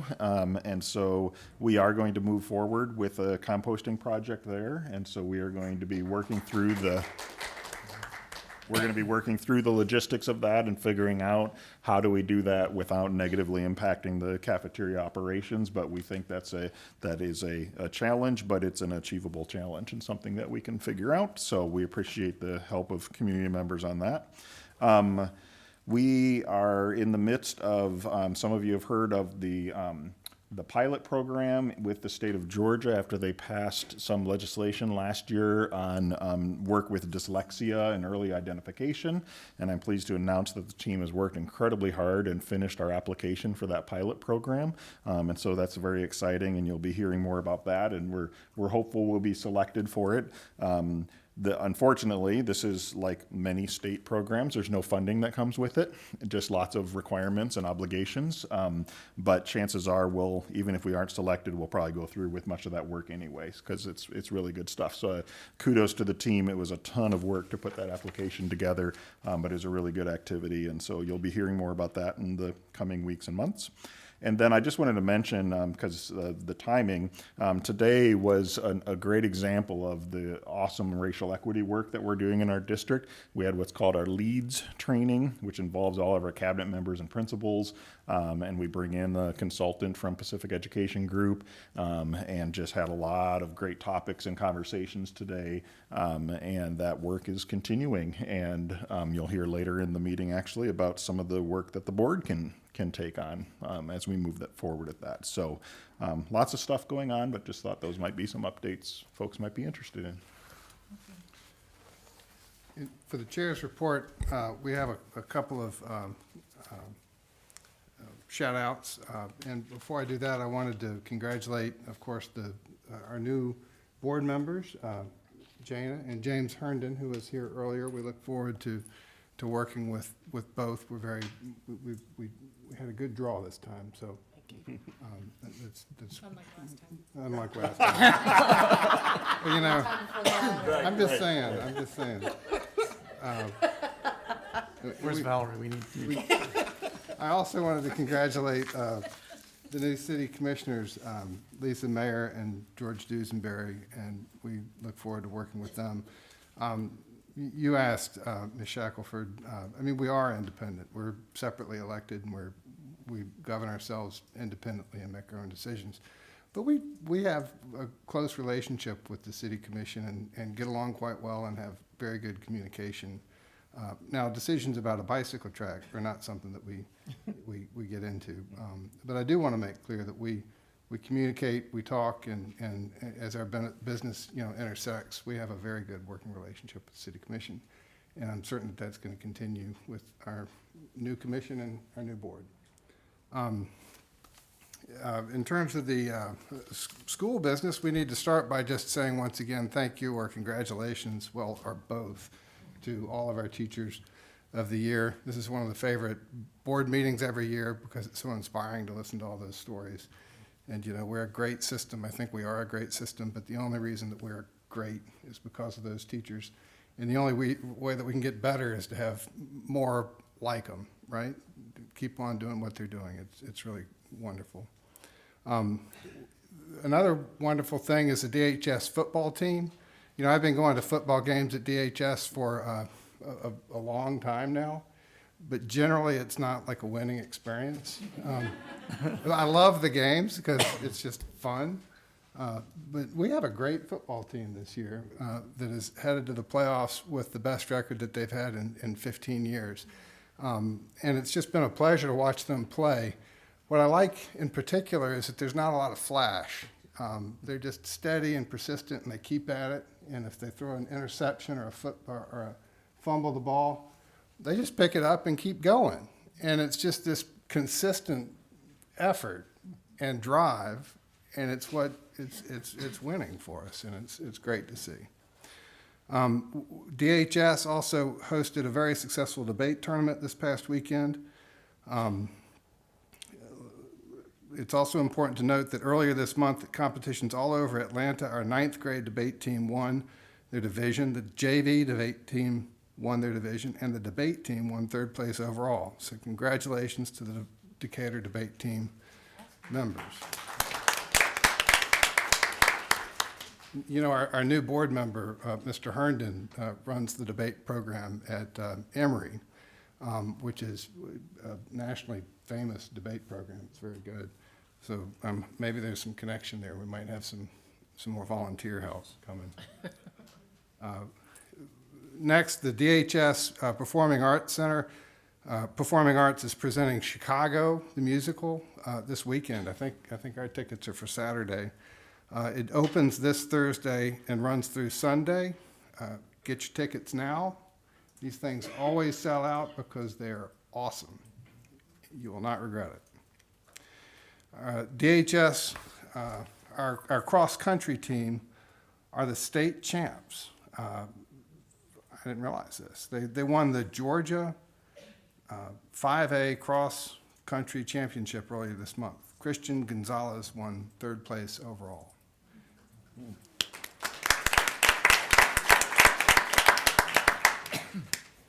Thank you to everyone at the high school who pulled off another successful homecoming and Spirit Week. It's so fun to see how Spirit Week is celebrated across the district at each of our schools, not just the high school. I can't imagine having to go through it myself. Looking out on the end from a parent perspective, it looks. But congratulations. For CCRPI, we're so proud of all of our schools and how they performed on CCRPI scores, particularly Claremont and Fave. and their work in closing the gaps. This is very, very impressive work, and it's showing the results of the equity work and the efforts that we're putting in to closing the gaps as a district. So a big congratulations to the efforts of everybody who had a part in that. And finally, also a shout out to the band. The Decatur High School Band has wrapped up their season, although I guess with playoffs, they might have a couple more performances. But as always, it's been a very successful season. I wanted to recognize in particular Iksan El Amin, one of our 2 drum majors, but who was recognized as the best drum major overall for all the schools competing in the Rockdale County High School, one of the 3 competitions that the band did earlier this year. But that's not just for our division, that's overall. That's a great honor, and so congratulations to Iksan. The band overall also placed in the top 3 at its competitions over the past month. And as an impartial observer, I've always thought that our programs are among the most refined and musically put together, whether they win the competition or not. Makes me very proud. So congratulations to Mr. Truon and his kids.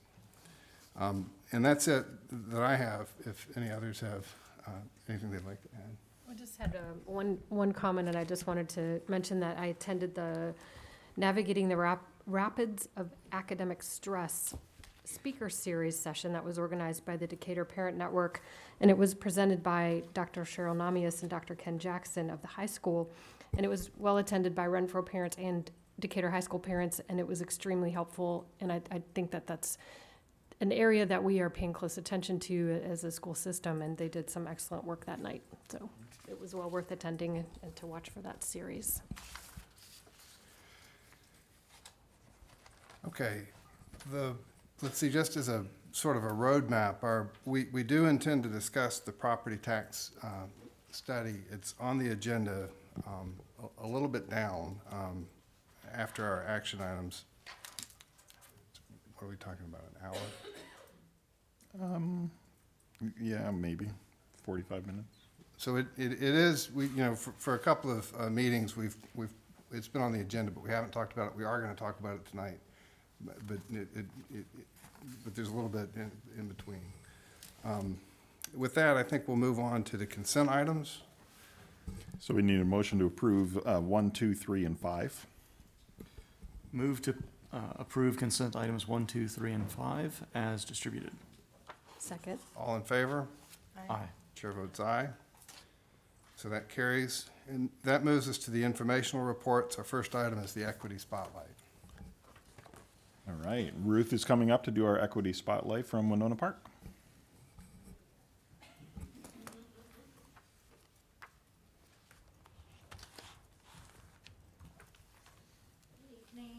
Good evening.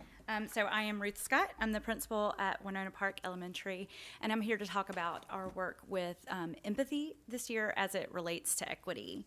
At Winona, we really believe strongly in that we can always teach our students, and so we've really focused on empathy this year, and I'll get a little bit deeper into that, but I wanted to start by talking about what empathy is. Am I supposed to cue you, or can I use this clicker? Use that. Can I use it? Awesome. Thank you. All right. So the biggest thing to know about empathy is that it is different from sympathy, and that sympathy is about feeling compassion and pity and sorrow for the hardships that other people encounter. And empathy is really about taking yourself and putting yourself in another person's situation and putting yourself in their shoes. So we think about equity and think about multiple perspectives and being able to see things not just through your own personal lens, but being able to step out of that and see what another person is experiencing. And so that, to me, is why empathy is so important. So it says here that empathy is the ability to understand and share the feelings of others, of another, and that's how we do that, is by putting ourselves in their shoes. There's a lot of research behind empathy, and I did not get into all of it, but the research shows that it can be taught. And so since we have our babies from kindergarten to second grade, we really want to build that foundation for them with empathy. So empathy is important to all people. And from a mental health perspective, it says those who have high levels of empathy are more likely to function well in society, and they're reported to have larger social circles and more satisfying relationships. If you think about this, if you can hear another person's point of view and you can put yourself in another person's shoes, that's the kind of person that you want to spend time with and to be social with, rather than someone who's always focused on themselves. What psychologists have learned is that while we naturally develop some empathy through nature and nurture, we have varying abilities of demonstrating empathy. So research clearly shows that higher levels of empathy leads to a healthier society, and that empathy can be taught. Parenting Science, a research-based website for parents, says that empathy isn't something you either have or you lack, and it isn't something that develops automatically without input from the environment.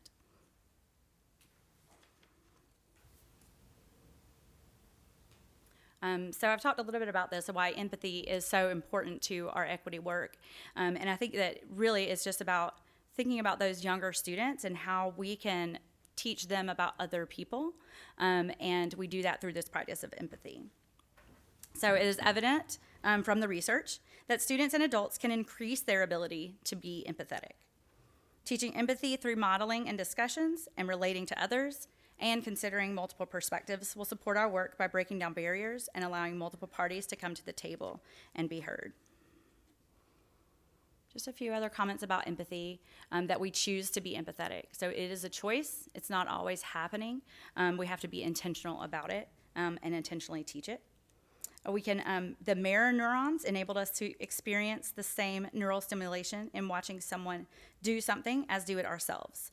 And so the influence of this varies by person to person, but again, that's a piece of we can teach empathy. There's a phenomenon called emotional contagion, and if you Google that, you can go down the Google rabbit hole, but that talks about catching the feelings of others, and that's just another piece of empathy, is how we can catch the feelings of others and how we can really be a part of that through the empathy experience. We can't be empathetic all the time. It would be exhausting, and we would not be able to function. That's why it has to be intentional and be a choice. And so empathy really begins with the conscious or the subconscious decision to fully engage, actively listen, and get on the same level with another. So how are we addressing empathy? And we're addressing empathy on 3 levels: with the staff, with the students, and with the parents and the families. So to begin, we start with the staff. As part of the Equity Action Plan, Winona Park certified teachers have completed the Beyond Diversity training, and we are beginning our 2nd year with a school-based equity team. When we started this team last year, it was a team of about 10 or 12 volunteers who are committed to and passionate about our work with equity. We met monthly and had great discussions, and we worked through the courageous conversations about race protocol. And around beginning of the year, January, February, we met just to check in and see where we were. And I asked the team, what do we need to move forward? And that team that was made up of teachers and our counselor and paraprofessionals, as well as myself, decided that we couldn't move forward without bringing the whole staff in. And so in February of last year, we started small group professional learning communities built around the courageous conversations about race. The school equity team is our leaders in that work, and they lead these professional learning communities every month with all of our staff, engaging in these conversations and taking us to a deeper level. We continue that work this year. Now that everyone has been through the Beyond Diversity training, we're able to go so much deeper. And I realize one of our last professional learning communities, one of the teachers said, I asked the group a question, but one of the teachers said, do you want me to answer it like I feel now or like before we started the work? And so I kind of laughed about that, and it was like, I want you to answer like currently how you feel now. But I thought that really spoke to the impact, because she herself, right in that moment, spoke to how she had changed just in the past year and a half of doing this work. We've also been implementing restorative practices. Restorative practices focuses on building relationships, teaching and modeling empathy, and restoring students' sense of self. the restorative practices increases the empathetic capacity of all involved and allows students to have a voice in the conversation. We're shifting from the punishment, which is done to students, to a restorative mindset, which is done with them. Just yesterday, I'm teaching a professional learning class that the district teachers can sign up for, and we're working through restorative practices, and we talked about shame and how students experience shame in those situations, and how we increase that level of shame when we punish and do things to students. And so really being able to bring them into that conversation and have that conversation about what happened and who was harmed and how we can restore that harm is helping us with this empathetic work as well.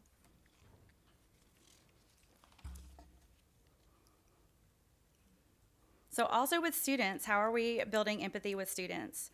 At Winona Park, and we are an EL education school, and we have had habits of scholarship, which are sort of like your work habits. And we have had 3 habits of scholarship for the past several years, which are perseverance, collaboration, and craftsmanship. And as we met as a leadership team last year, we really talked a lot about those habits and how much we focus on them, and the kids are assessing themselves on them. We have lessons around them. We really felt like there was a piece missing. So that piece that we added this year was empathy. And we also added stewardship, which is also a piece of empathy as well for the world. So those are our habits of character, empathy and stewardship. So our focus with empathy for our students is really focusing on those habits of character. And we do this through Morning Crew, which are like small meetings with our students where we're able to have lessons and discussions and to really build their capacity for empathy within our classes. We might do that through a book like this, which is The Invisible Boy. It talks about a boy who feels invisible in his class, and he doesn't think anyone sees him.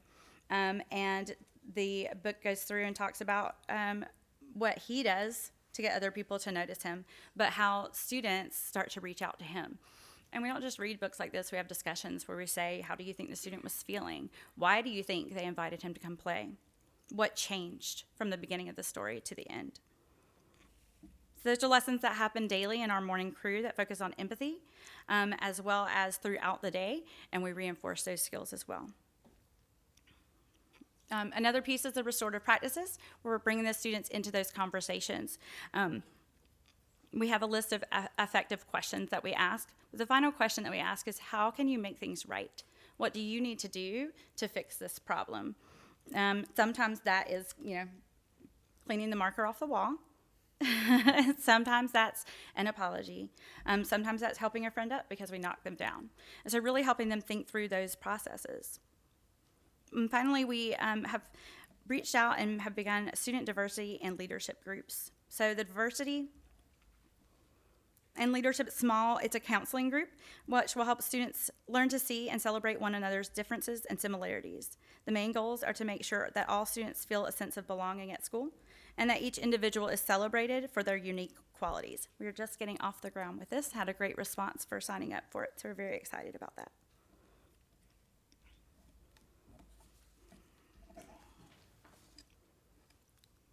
And then there's empathy with our parents in the community.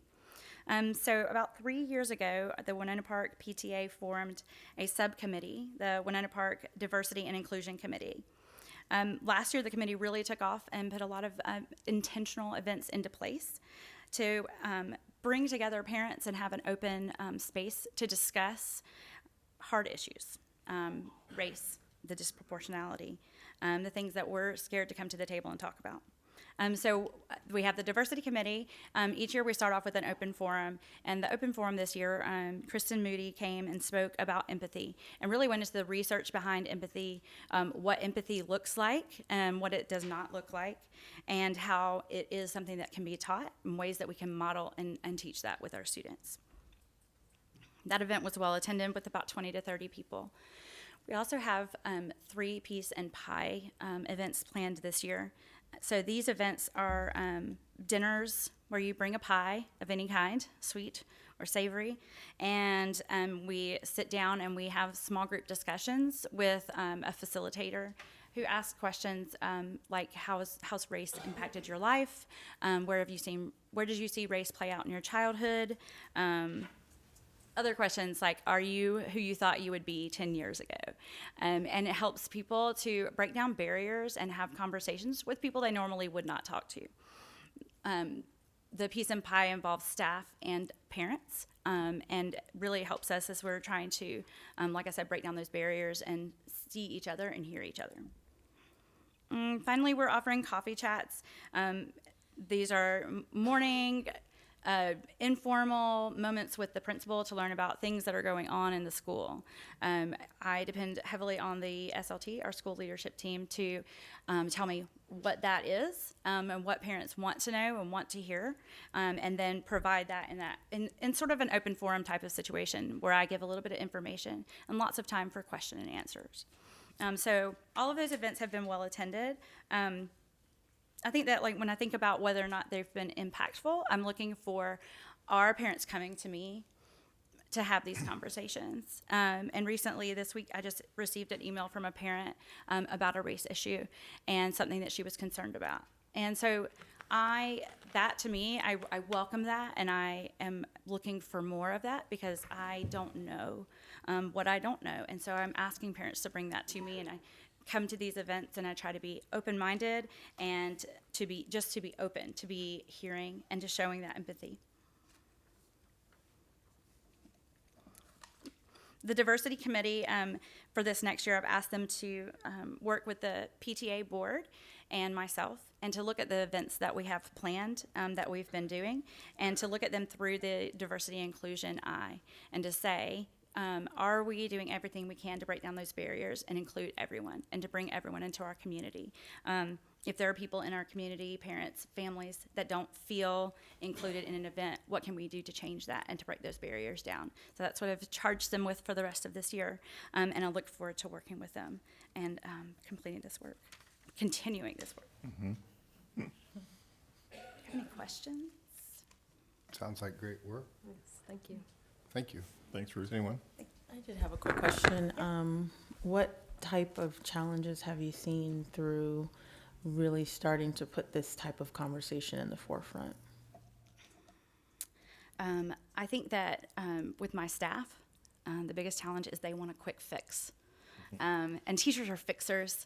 And so when we first started talking about they are like appalled and this isn't right, so let's fix it. What is the thing that we need to do to fix it?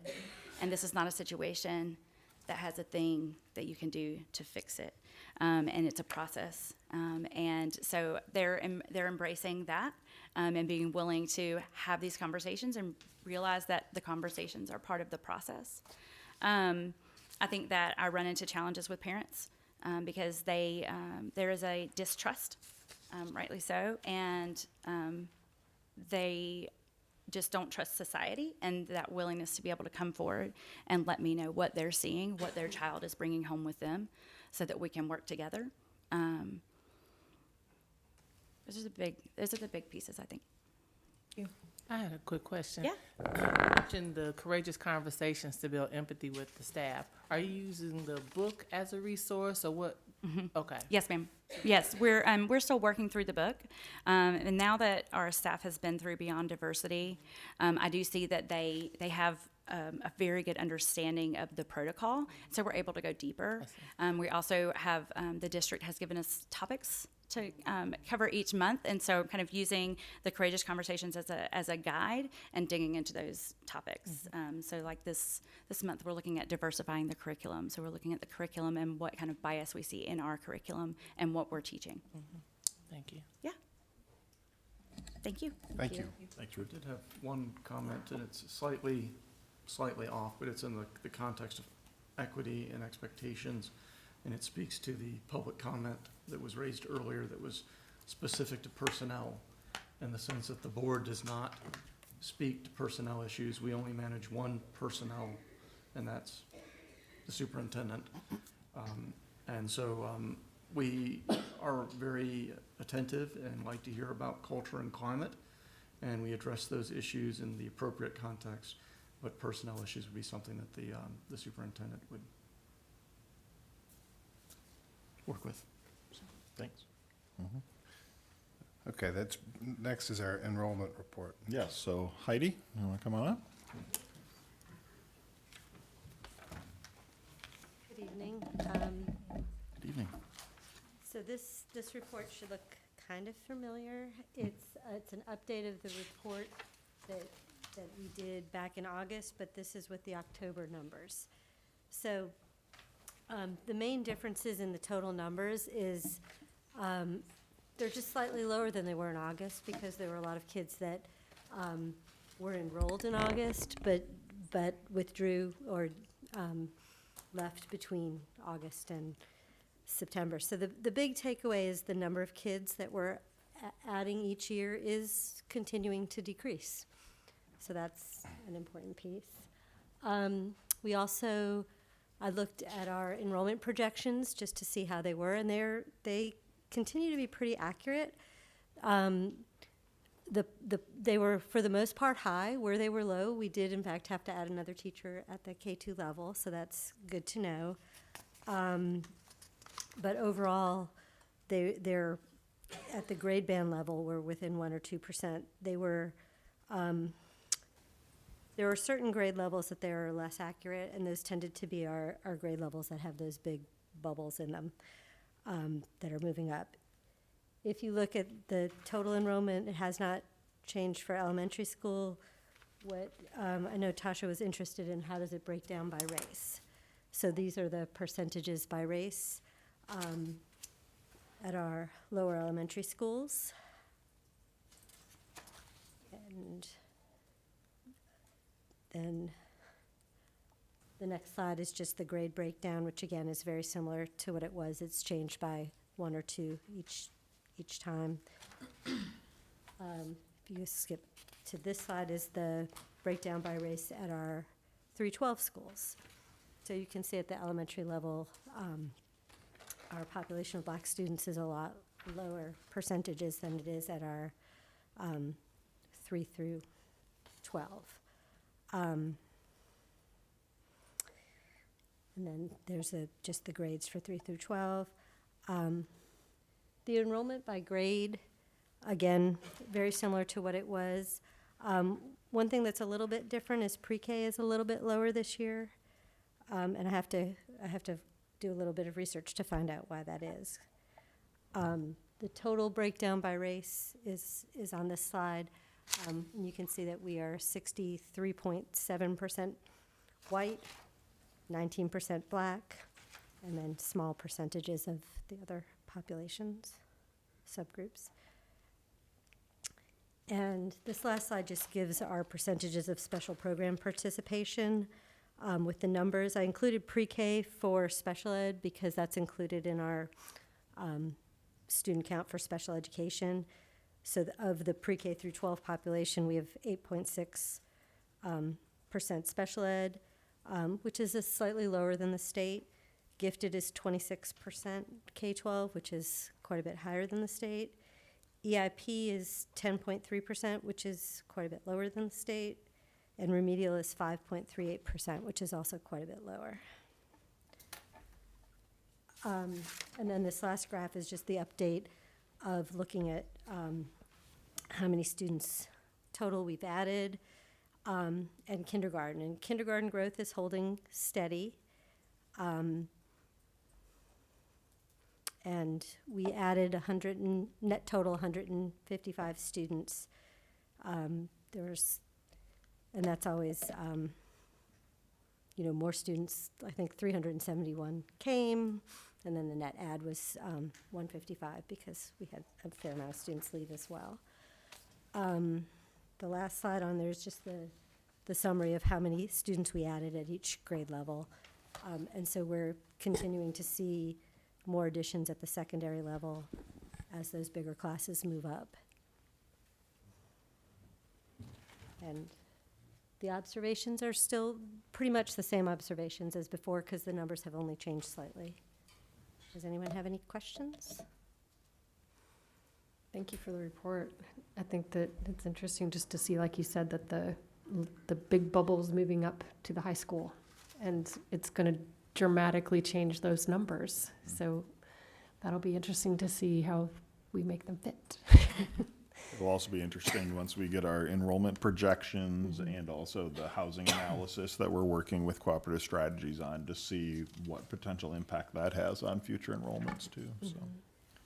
Could you go back to the slide that had both the, there are two sets of slides, maybe the elementary schools and then Tally and Fave. The ones by race? I don't think it was by race, I think it was the total Just the count. total? The ones that broke it out by grade level within Tally and Fave. Okay. So I was looking both at the schools which I assume feed into Tally, if my memory serves. Mhm.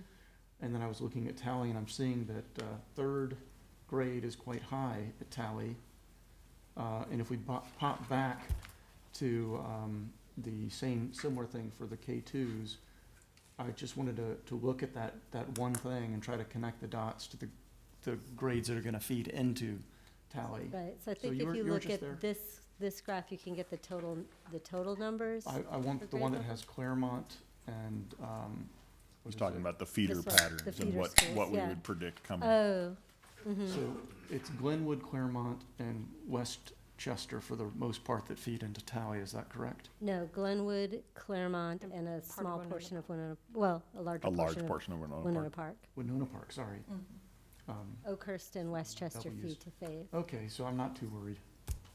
You're thinking. That 1 year of higher third grade enrollment at Tally doesn't look like it's No, a pattern. Well, and wait for the enrollment report, because that's exactly the kind of analysis they do in that too, the projection report, I mean. I did want to speak to some of the comments we heard earlier about the context of enrollments in senior homestead. Could you go to the one that shows the pre-K through 12, enrollment by grade pre-K through 12? oh, Because that shows it very well. Yeah. There. That one of the fundamental things that we've been doing is back in, I don't know, 2006, I don't know if I'm quoting my numbers right, we were around 2,300 students. We were less than 200 students per grade level. We're now at around 450 students per grade level, a little bit less. But as you can see, 10th, 11th, 12th grades are the bubble that Heather was referring to. And so we have perhaps another, I don't know, what is it, 250 students that if 10th, 11th, and 12th grades graduate and are replaced by a similar number of students coming in, then our total enrollments will, at that point, be around that 6,000 mark. And that's regardless of any impact of the senior homestead exemption or not. And so then the next really difficult thing that we've always faced over the years is how many students show up in kindergarten. And you know, the rest of it are those year-by-year things that we'll hear more about in the enrollment, from the enrollment committee and the enrollment projections. So I look forward to those. But as you can see here, the decreasing line also coincides with us finally reaching the end of that bubble of transitioning from 200 to 450 students per grade level. So there's a couple different variables up in the air, and it can be hard to kind of suss out which is which and the degree to which they're important.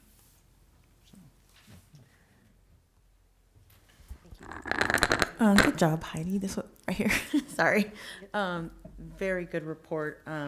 Thank you for, adding the additional information there. And I won't say that it isn't disheartening to always continue to see these numbers continue to decrease. So it would be good if we could maybe potentially start putting our head together on how we can get in front of this issue. You're talking about the, like, enrollment by race? Yeah. Yeah. Because we're focusing a lot on the equity and the work for everyone, and then there's going to be no one to benefit from it. Well, and I think that conversation is probably a joint conversation with the city. With the city, absolutely. Because it has to do a lot with, I'm sure, many factors beyond just what we do in the schools that are factors out in the community.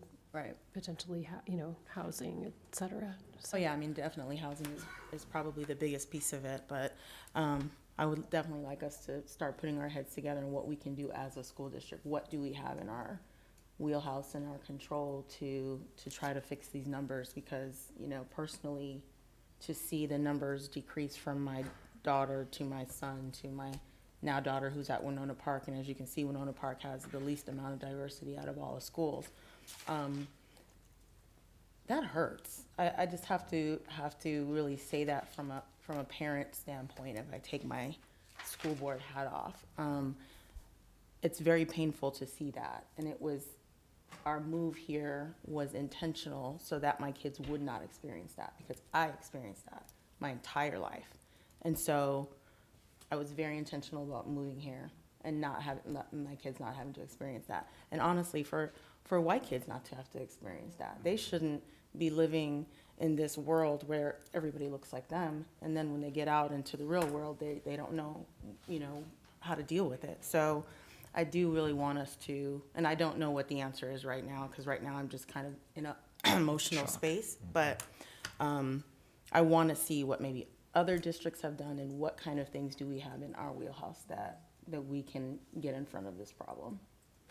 Thank you for your help, Heidi. Thank you. Kudos on your use of the compass. That was very good and apropos. And also, I would say, I totally agree with what you're saying. And also, I think, and you got to it at the end of your comment, like our racial equity work is important. Even if we became 100% white students, it's still really important work, because we have got to prepare our kids for the real world, right? So I'm with you. I hope that we can stem that trend and start getting back a lot of the diversity that we've lost. But the racial equity work is really important regardless. I agree. Yeah. On that note, the enrollment by race can be hard if you're trying to look at how it's changing over the various different grade levels. It can be hard to kind of see K2 at a glance, 3, 4, 5 at a glance, secondary school at a glance, and high school at a glance. If it's possible, maybe at a later date, we could look at how it's changing per grade level or per grade facility across the board. I see that at one of the slides, we're at kind of,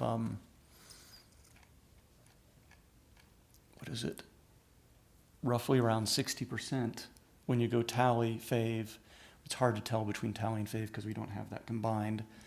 But Renfro, the middle school and the high school, we're at roughly 60%, but declining in diversity. And so to be able to see that at one glance from K to 12 would be helpful. Well, and also possibly if we understand whether the numbers are declining because people are leaving, or if the numbers are declining because our students are aging out. I can just tell you anecdotally from having looked at the data a lot that the population of black students has been almost perfectly steady for 20 years. And has been nearly 1,000 students across the board year after year after year, but the population of white students has grown and grown and grown and grown. Okay. So, yeah. We also have, more Hispanic and Asian students than previously, so that's been an area of growth as well. So we're basically not attracting Correct. Diversity. And that's in the student conversation. Body population, I would say that's accurate. Okay. Is it different outside the student body population? I don't have the data for like the city as a whole, is what I'm saying, just based on the students. Okay. Our next informational report is the Decatur Student Center. All right, Diane? Dr. Duty, School Board, thank you so much for having me here tonight. My name is Diane Andre, and I'm the Student Success Coordinator for City Schools of Decatur. And it's my honor to give you an update about what we've been up to in the center, starting with that fabulous logo that we have that was new last year. We started with some student input on what that would look like, and then Decatur Education Foundation was able to support us by taking the student's idea to a professional person for a little bit more spin, and that's what we have. You can see the DSC embedded in there, so we were excited about that. So. Very cool. So to tell you a little bit about what we've been up to, we formed some partnerships that are helping to support our students in the center. One of my favorite partnerships is with Georgia State University. We actually have a partnership in several different departments there, but the one I'll highlight tonight is with the clinical mental health department and the community mental health department. And they last year placed 6 master's level interns in our schools. This year we have 4, but they provided support to 144 of our students, doing mainly individual counseling with them.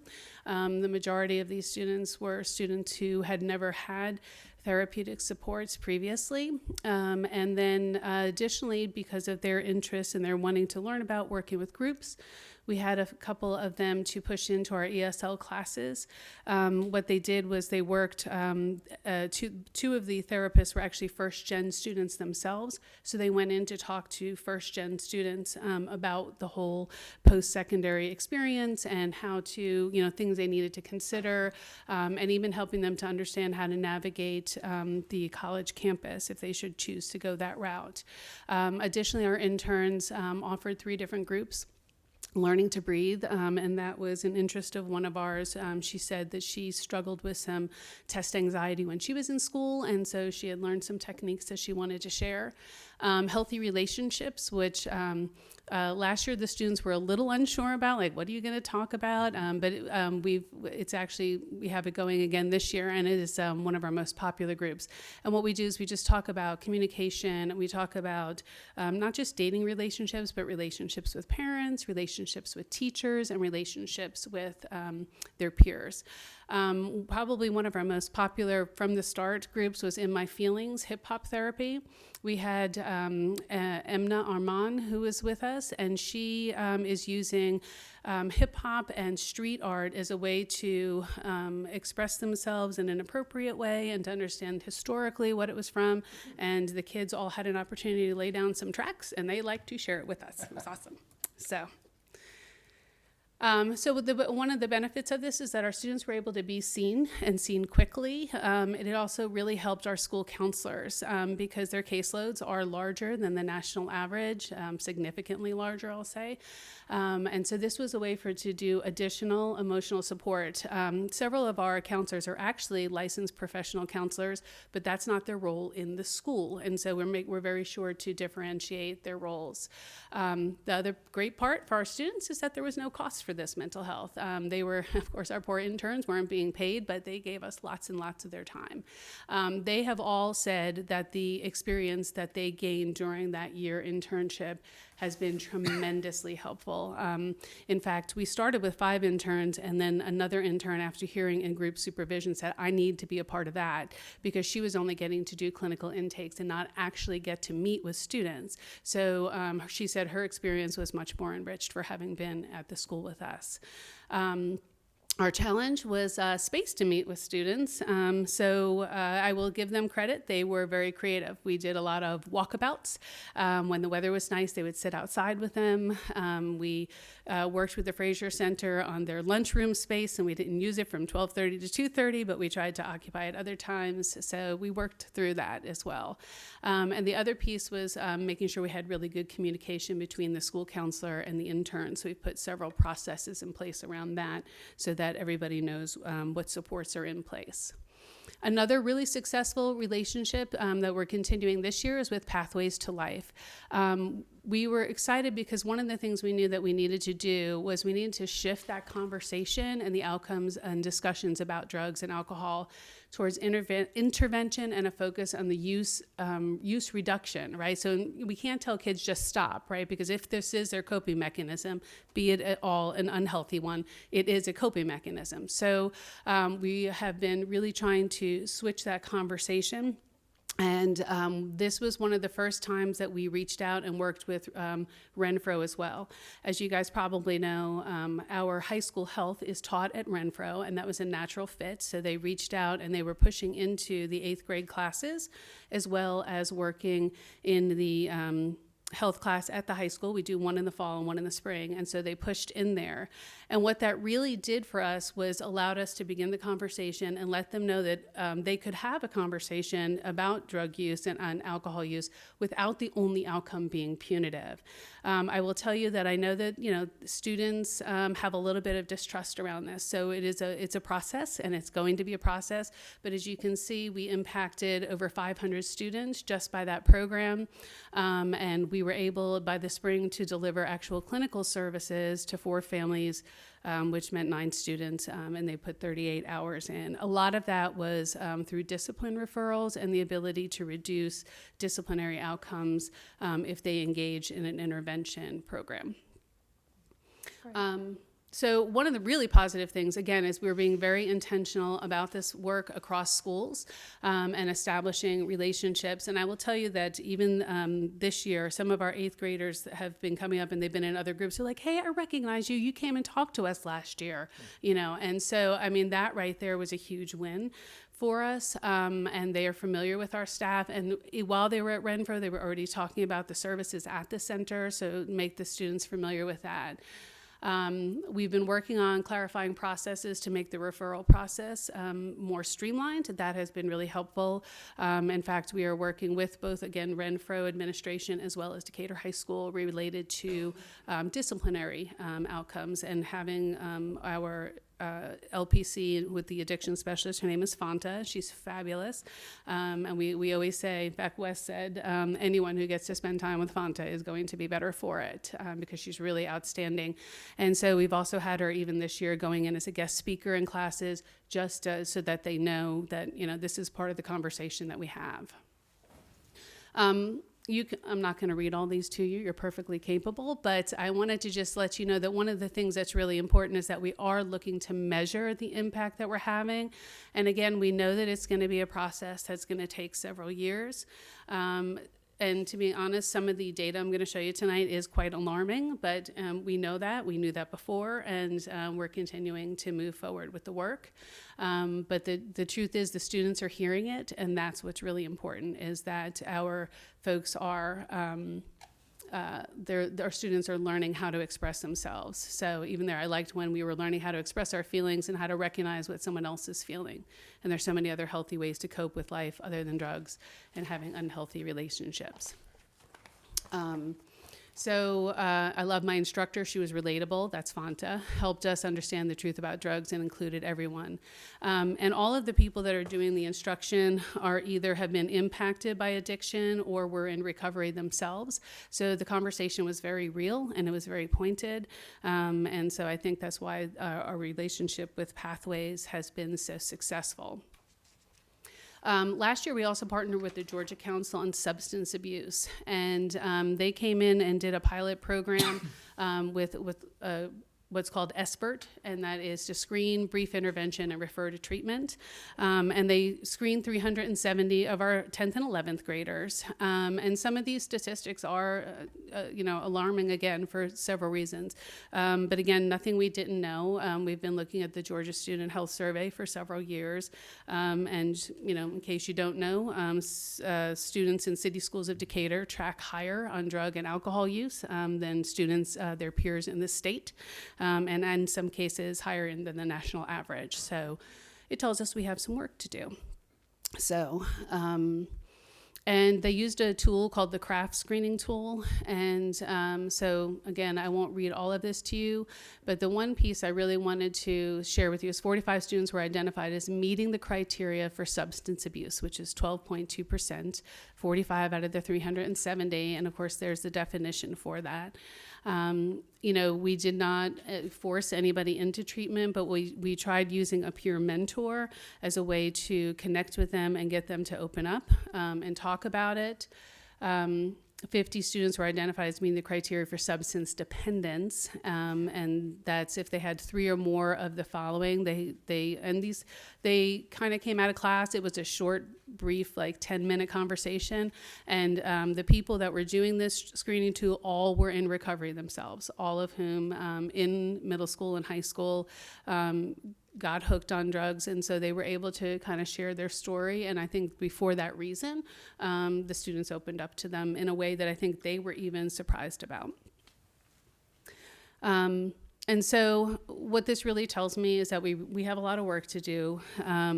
Unfortunately, the Georgia Council on Substance Abuse, their program is fantastic, but their model didn't really work in the school setting. Part of the reason being that one of the big pieces of it is a peer mentor. And when you're dealing with 18-year-olds, we didn't want a 20-year-old and an 18-year-old having discussion. And so the model just like, they really liked talking to the person who did the screening, but in terms of like sharing beyond that, then they were shutting down on us. So we thought that we would take another approach this year, and I'll share that with you in a minute, what we did instead. But another partnership is the DeKalb Community Service Board. So they've had one therapist in our schools. They were at the high school. To be honest, it didn't really work for us at the high school simply because, if you don't know, that through the Apex grant, they actually meet with students who are uninsured, meaning they have no insurance, or they're underinsured, where their family may have medical insurance but not mental health coverage. And the majority of our students actually have private insurance.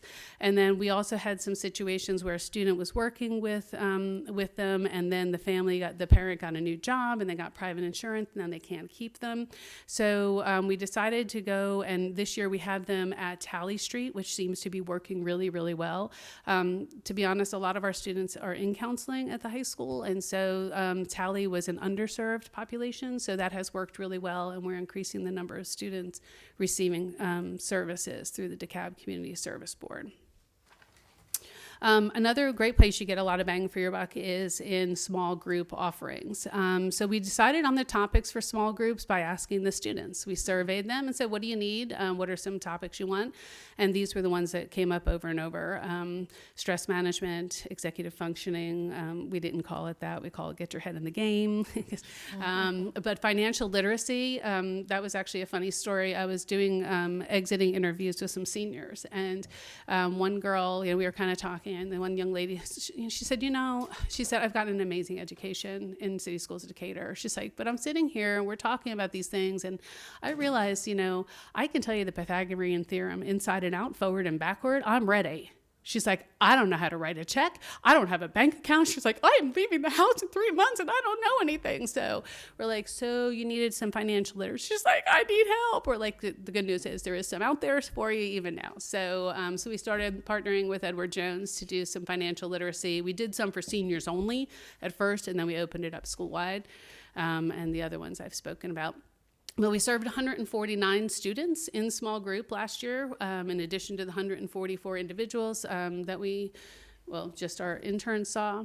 And that was that was 3 times as many students as we served in small groups the previous school year. So we continue to grow, and as we get more resources and we really find out what the kids want.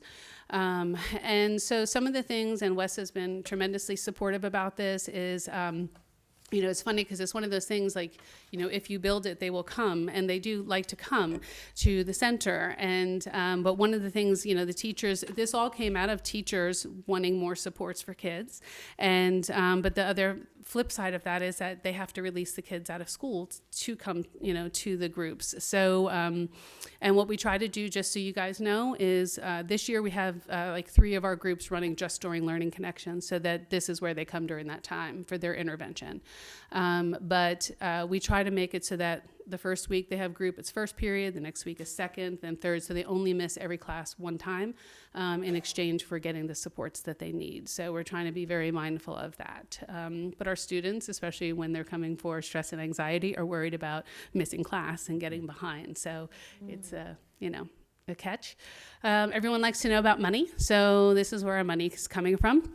Or it came from last year. We have been very blessed that the Decatur Education Foundation has been a partner with us from the beginning and helping us, and that we've been able to utilize Title IV funds for counseling groups, for ASSIST, which is actually our suicide intervention protocol that we do, both training and materials.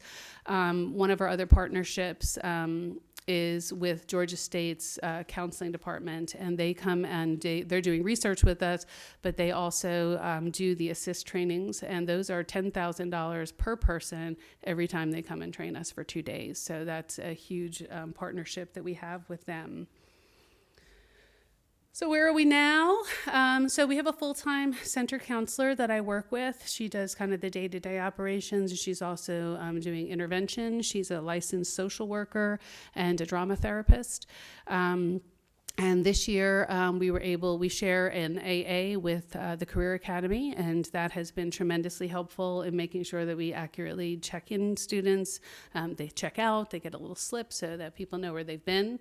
We're adding partnerships. We have continued partnerships there, and this year the United Way has stepped up and have been offering us some snack packs.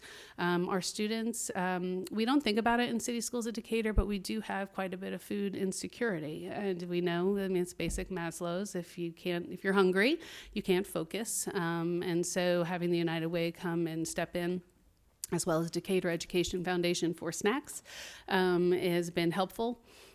We just have started a new partnership with Pathways Transition Program. We're really excited about this because one of the things I quickly realized when I came to this role was that although the Decatur Student Center is housed at the high school, there are needs across the district, and it is quickly becoming a quick K-12 initiative.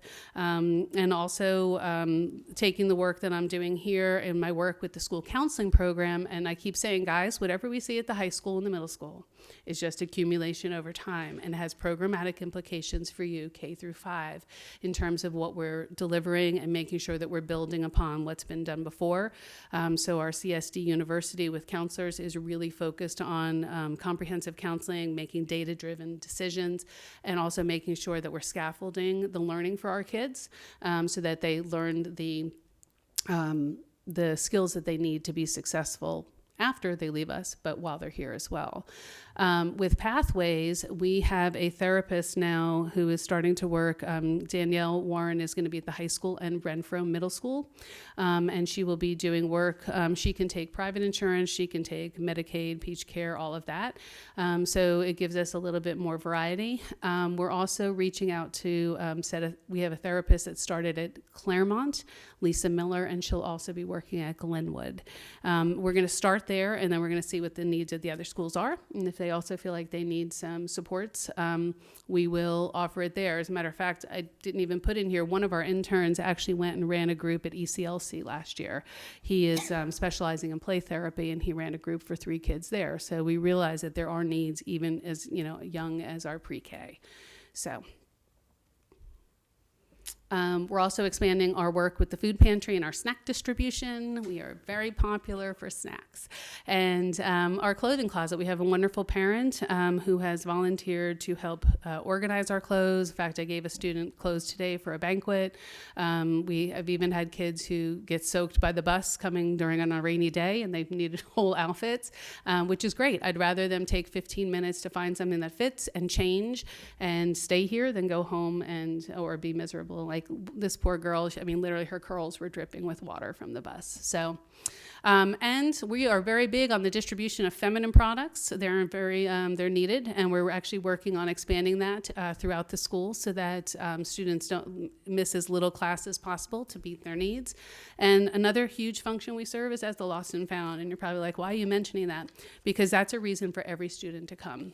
In fact, we've had, and there's a lot of, we have a lot of stuff. I don't know why they don't come looking for keys. Like I have whole keys. Like I just need to go in the parking lot and start like clicking to see whose car it is. Car keys, not just house keys. So, but we've had students who have come in and they'll say, they'll see a friend in there, like, is this a lost and found? I'm like, yeah, come and look. And I'm like, is there anything else you need? They were like, well, actually I do. So we're making sure that our doors are open for all students. And then I mentioned our expansion with Pathways to Life. Fanta is now with us, thanks to the support of Decatur Education Foundation. She's with us on Mondays and Fridays, and has already seen more than twice as many people as she did last year, doing a lot of great intervention work, and we're excited to have her with us 2 days. Any questions? I feel like we could have a whole work session on this. Yeah, It's so anytime. fascinating, and there's so many questions, and there's so many good things that you're doing. Partnerships are incredible. And I'm so interested in all the reasons you might know for all these things happening, but I feel like it's even a bigger conversation than we have time for. But I'm really grateful for your work. Oh, thanks. Very much so. I do think it's needed. I think this is probably a growing need across our society, it seems like. So thank you for that. For the Georgia State Partnership, I was wondering, how often do those students have a regularly set schedule that they see the counselors? Okay. Yes, you mean the students? Do they have a regular schedule, or do the interns have a regular schedule? Do the students have a regular schedule with the interns? Right. Again, we try to change what class period it is, and so some students come in once every 3 weeks, once a month. We've had a couple of kids that have been in some pretty intense crisis, and so they'll come in once a week for a short time till we kind of get them settled, and then we'll try to start to spread it out as we give them actual coping skills to work. And then how are those students identified, those 144 Great question. students? So students self-refer. Students refer friends. We've had parents reach out and ask for some assistance. We have a referral form that's available on our website. We've had community members make anonymous referrals as well. And even if we know who's made the referral, we tell the students, you're really fortunate because there's somebody who cares enough about you to be concerned, and so we just want to check in. But I will tell you, and even around our drug and alcohol use, those referrals, students will bring their friends and they'll say, come on, man, you need to come and I'll go with you. So, I think that's huge. I honestly didn't think we'd get to that point for another 2 years where there'd be a comfort level of our students to come and share. But Fanta is just amazing. And so, she has a way of connecting with kids really quickly. Thank you. I will piggyback with you on that for Fanta. She is definitely amazing. Yes. We're very lucky to have her. Looking at this model through the lens of race, are you seeing anything in particular with students coming in around any issues or stress that they are having at school that involves race? And specifically with these group topics as well, are you seeing students wanting to have that type of conversation in this forum? Absolutely. And it comes up in every single one of their groups. It's come up in race as a topic, has come up in healthy relationships. It's come up in hip hop therapy. We have one this year. In fact, right now we're running just this fall 9 groups that are serving 145 students. We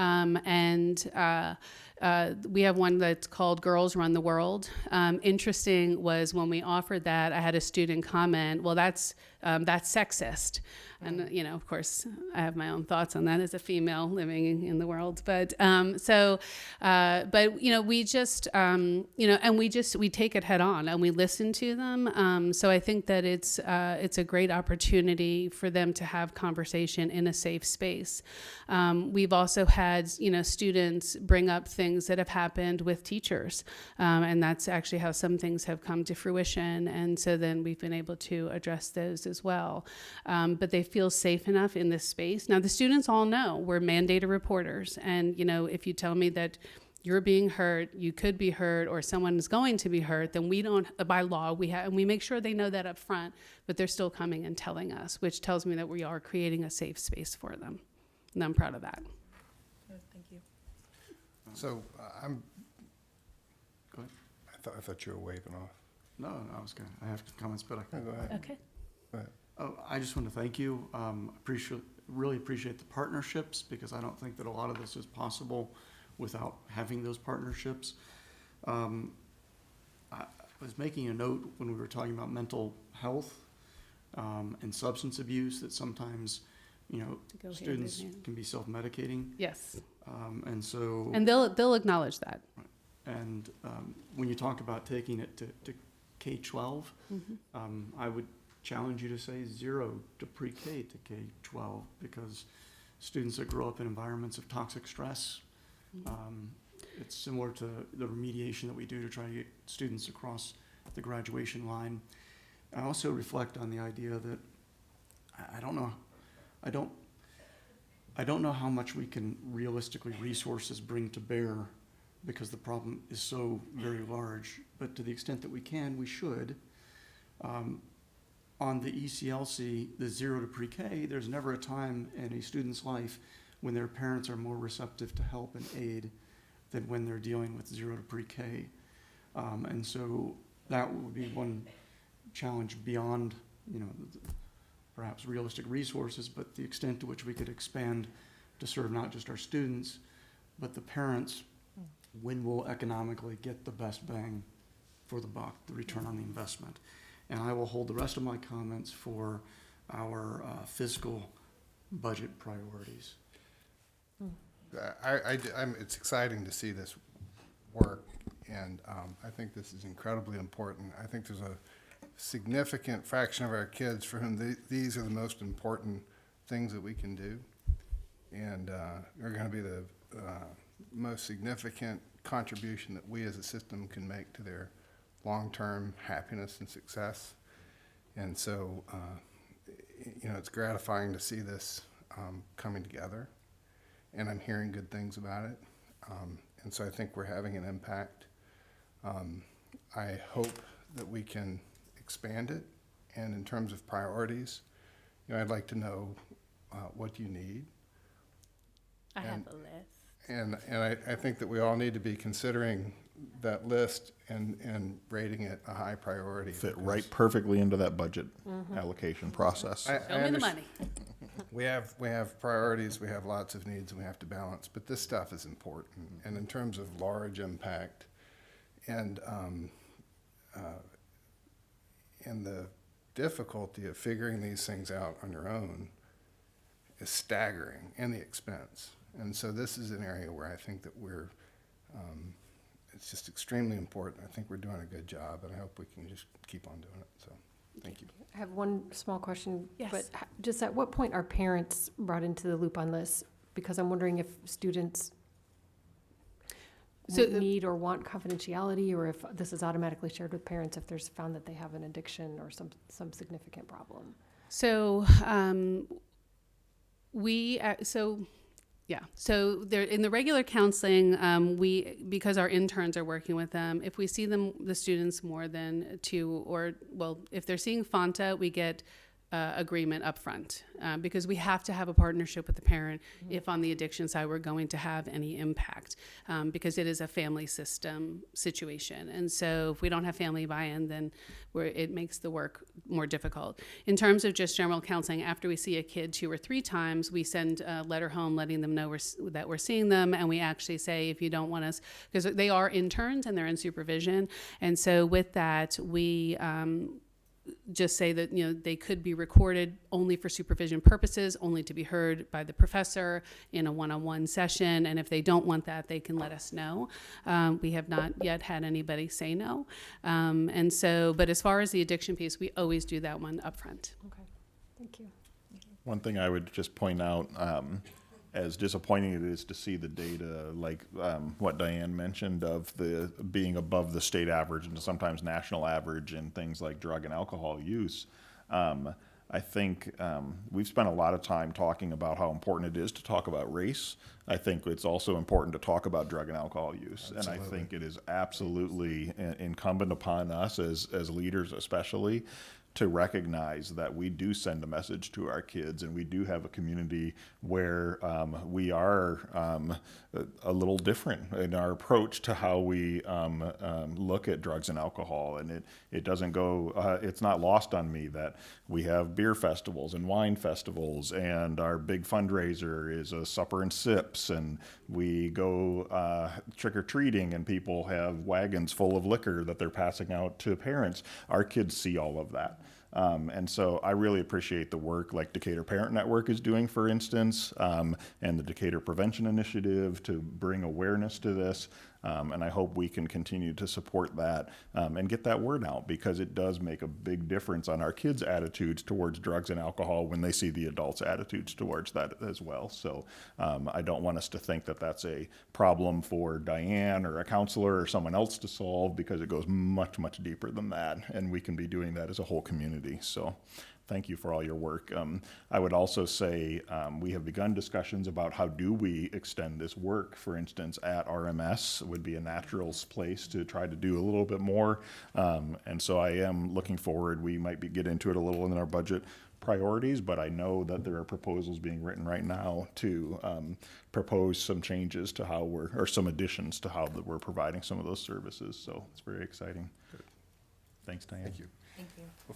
Before we move to our next, it's 9 o'clock. We still have kind of a thick agenda.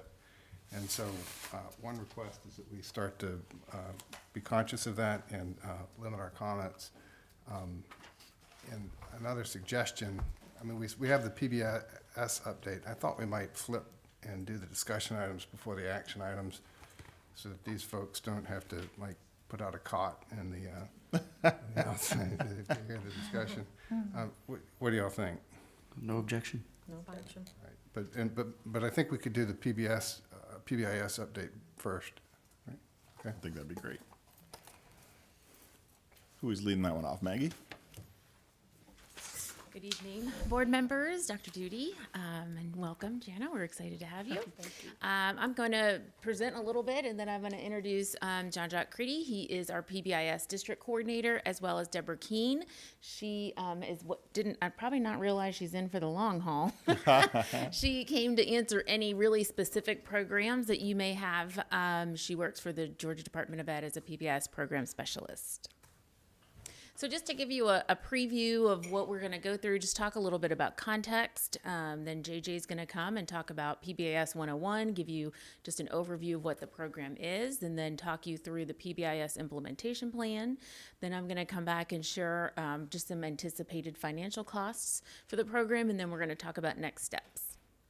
PBIS has a big connection with our equity work. Implementing a research-based positive intervention system is huge with helping address the racial inequity in our discipline areas. So we definitely are finding good results even just with the introduction of it, and also the development of cultural humility through the research, through using restorative practices. So we're seeing a lot of great positives already with our equity work just through these initial phases. It connects closely with our equity work, obviously policy 1.3, and our students and parents policy 2.7. So I'm going to pass it over to JJ. Here you go. Thank you. Good evening, board, superintendent, community. My name is Jean-Jacques Creedy, and I am privileged to serve the school system as the district coordinator for PBIS, and I've been drinking from the PBIS fire hose, so to speak. First off, PBIS is an acronym for Positive Behavior Interventions and Supports. It is a framework schools follow to enhance the climate and culture of a school, with an emphasis on proactive and preventative solutions. PBIS aims to reduce behaviors that interfere with learning. There are schools all over the world and across the country who follow the PBIS framework to keep their pulse on behavior in their schools and to provide a cohesive school-wide approach to managing behavior. PBIS comes before disciplinary consequences. It is proactive, not reactive. Schools still maintain a code of conduct to manage rule infractions. The framework consists of a diverse team of staff and sometimes students who examine discipline data collected by the school to determine areas of focus to improve behavior. For example, if it appears that there's an uptick in negative behaviors occurring in a specific location like the cafeteria, then the team will create, promote, and communicate behavior expectations targeting that location. If there appears to be a preponderance of name calling or put downs of problematic behavior, the PBIS team would launch a campaign promoting positive social interactions geared toward reducing that particular negative behavior. The framework includes several components. It's illustrated by the infographic. The outcomes are the result of an integration of culturally relevant, evidence-based practices. We monitor data for decision-making purposes and manage systems that support staff and student behavior. It's kind of apropos that we're here after learning about the Teacher of the Year today and all of the support systems that are in place around social emotional health and the equity work, because I feel like it all kind of converges around PBIS coming ahead of that and being proactive. I envision that the work that we're doing to implement PBIS across the district is going to weave all of that together and be the tapestry around how we're supporting our students. The framework is supported by the Georgia Department of Education and federal school climate transformation grants. Implementation, professional learning, and coaching support is provided free to districts implementing the framework. And the Georgia Department of Education provides a robust set of tools and resources to support districts and school teams. There are models to learn from and evaluation tools to monitor implementation. That's kind of in a nutshell. One other addition I'd like to add is that a big part of the positive behavior intervention supports is to focus on the positive and make sure that we're acknowledging students and staff and the community around what are the good things that we're doing. So promoting that instead of just being reactive and punishing. So we have a plan for implementation. And here's a slide to help lead that. We're currently in the installation stage. You'll see the color-coded boxes that kind of show the progression. And in the installation stage, we're training school-based teams. We've completed the training, and we're moving into kind of flying on our own with school-based teams, and that's where my support comes in. We've implemented a new data system called SWIS, School-Wide Information System, and that's where teachers report minor and major infractions, and then administrators respond to those accordingly. And then that's also where the PBIS teams and data analysts will pull the data from to target and see, okay, are there specific locations that are cropping up? Are there particular behaviors that seem to be problematic? And we'll address those. The next step is initial implementation, where the school teams implement the school-wide structures and plans they have developed during the training period. The district coordinator will meet with school coaches monthly to support implementation through ongoing professional development and coaching. One of the first things you'll see in schools is a matrix, a behavior matrix that specifies locations and the target behaviors that are expected in those locations. That's one of the products, that's one of the tools that the school teams have been developing. A lot of them are currently in the phase where they're reviewing that with their whole staff, and in some cases getting student input on that. We have a district leadership team, and they govern and monitor the district implementation plan. It's composed of district and school leaders and key support staff, and they inform and review the district implementation plan every year. The plan itself sets the goals and activities in 7 focus areas. Area number 1 is leadership. There's also district coordination, training, coaching, funding, visibility, political support and policy, and finally evaluation. So those are the 7 areas, and that's where we determine what the activities that we'll do to support each of those areas. Another element of the implementation is that there's a level of district-wide cohesion, that we're all doing the same work and speaking the same language, but that there's school autonomy. So schools have the autonomy to develop a plan that works for their specific location. So there'll be some similarities, but there might not be duplicated language. We can't just make one poster and spread it all across each of the schools. So each school has that level of autonomy, and also with analyzing their data, that's going to drive them in a different direction. To support the district-wide cohesion, we developed a PBIS mission and a vision that we want to promote. So we'll have some school-wide consistency. And through some collaboration with various leaders across the district, we came up with a vision around Decatur Creates Leaders. So our mission is that we're utilizing the PBIS framework to implement a comprehensive and cohesive adult and student behavior system to promote equity and foster a school culture grounded in social emotional learning and social justice in all schools. So together, Decatur Creates Leaders. And ideally, we'll be promoting this across different systems within our school and also across the city, working with school resource officers and eventually working with local businesses. So this idea that Decatur Creates Leaders is something that is beyond what's happening in the classrooms and in the school buildings. And that vision for Creates starts with C being for caring, and that is that we show empathy, compassion, and respect so we all feel physically and emotionally safe. And then the R is for reflective. We honor our need to stop and think, make connections, and use our strengths to grow as a learner and person. The E is for engaged. We learn with enthusiasm and sustain our love of learning through perseverance, collaboration, and craftsmanship. The A for altruistic. We do good things for others to help make the world a just and better place. And the T is for thoughtful. We pause to think critically and creatively to make sense of the world and respond positively in learning situations and interactions. E is for exceptional. We approach each day with an attitude of excellence, balancing our responsibility to self and others. and the S is for scholars. We collaborate locally and globally to discover and engage in learning that is personal, meaningful, and authentic. And if you have any background with EL education or with the IB learner profile, you'll catch a flavor of those kind of mashed up and what will make Decatur unique with its PBIS approach. Next up, the anticipated financial impact. Back to you. So this year, we did just a very rough budget. We started off with, obviously, we've got to fund 1/2 FTE for JJ's district level coordination, but then also on top of that, $30,000 for initial startup budgets. And I anticipate that this is probably our most financial investment that we'll see, mostly because we have to pay for the teachers to come to training. And it's not the cost of the training, but it is the sub coverage for them to come and invest a day with us 3 times, so 3 full days. And I was very happy when our principals submitted their teams and they got a really great response from their staff. So we had a really nice size of teachers from each school participating in the PBIS team, which I thought was great to get that really good school-wide impact and input from a lot of different teachers across each of our schools.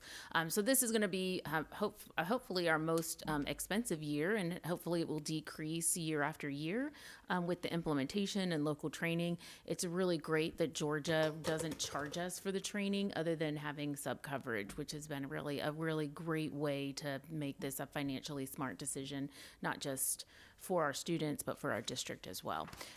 So like I said, this is the first year. We'll kind of keep an eye on where that budget ends up, and these numbers may decrease or increase a little bit based on that. So next steps, our schools in January, our elementary schools will full launch PBIS. So you'll see PBIS in action at our elementary schools. We're going to continue with training and develop at the high schools and the middle schools. Because the student and the scale is bigger at middle school and high school, that's why we're pausing a little bit to really deepen that thought process before we jump in with 2 feet for those schools. Now, there may be some teacher teams or a grade level, like 6th grade at the middle school, may decide they want to go ahead and launch PBIS, and that may be a really good pilot for the middle school to see how does that go. But we'll keep our eyes on that and see where they are on that go button when we get closer to that. Launching PBIS, that we are 100% go for launching PBIS in the middle school and high school in August when we come back after the summer. We'll continue to review and reflect on our Code of Conduct and Restorative Practices Handbook to make sure that it aligns fully with our expectations and what we are wanting to accomplish with PBIS. And then the last thing is connecting with the community and doing outreach with businesses, local police department, and community and recs programs, specifically those ones that operate within our school buildings and have a lot of our students participate. We want to make sure they're on board and consistent with our expectations. Okay, any questions? Quick question. How are we getting parent buy-in and informing the parents about PBIS? So I'll be working with the school teams and attending SLT sessions, PTA events, and doing coffee chats at the various schools. I've got one scheduled, I think, for Westchester next week, and as those are coming online and each school community is ready to share that communication with the parents, then I'll be there to support the team to make those presentations.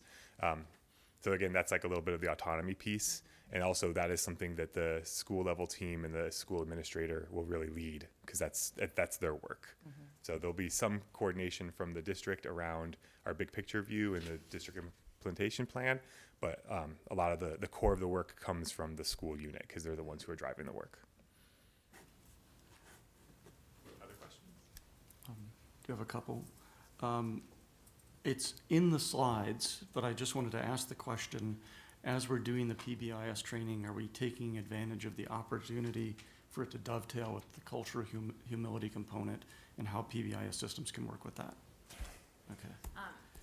Definitely, and that's part of PBIS is training the adults more so than training your students, and having them be humble in their approach to understanding students of different racial backgrounds, different upbringings, and how they can connect with those in a more humble and appreciative way instead of saying my way is the right way, meeting those students where they are. I ask because I'm always worried that as a board we can put more things on, and how high can you stack the demands the board puts. And when there's an opportunity for things to dovetail, it minimizes the impact, or not the impact, but the burden. I really appreciate. I may add that during the training, there were a lot of videos and conversations that really focused around that and helped teachers to see themselves as the instructional leader and also an advocate for students. So that was a real powerful element that happened throughout the training, and something that I plan to continue to, in my role, to push through with the coaches to help support them in working with their teams. I appreciate that this is the proactive kind of complement to restorative justice, and I think it's going to be incredibly important. I think you might have to do some training for the board, because we tend to point out issues and aren't quite as, the ratio of positives to negatives probably is not healthy up here, and so we could be healthier and could benefit from the training as well. You just talked about that today. Did you know? I want to say thank you to to Godot, to the Georgia Department of Education. Thank you so much for having this framework, and we benefit from the fact that you've been around the track a couple times on this particular thing, and so we will benefit greatly from that. Final question, I'll be mindful of my time, is how will we know and measure the stages of implementation and how well we're implementing things with fidelity? So the short answer is that there are several tools that the schools use to measure their implementation. One is the tiered fidelity inventory, and that's something that is based on walkthrough data that's collected by myself and other leaders who might join National me. standard. Yeah, so we're doing a walkthrough and we're rating the school. We're interviewing students. We're interviewing teachers. We're looking for artifacts and evidence around the building to support it. So they get that data. Also, we're looking at the student behavior data. So that's going to give us a track record. And then they also survey the staff. So they actually started with that. They surveyed the staff, and the staff helped rank what are the things that we need to focus on, and like to what level are we implementing, to what degree are we implementing elements of PBIS already, and then prioritizing which ones that they want to focus and emphasize on. So that's the current work that the school teams are doing right now, is they've analyzed that, and now they're setting the priorities for moving forward through this winter and into the spring. So there's several tools for that, and they're all part of the team process. I just want to quickly thank Deborah for coming and being here, and you've been a great resource for us and really have been very helpful in helping us roll this out.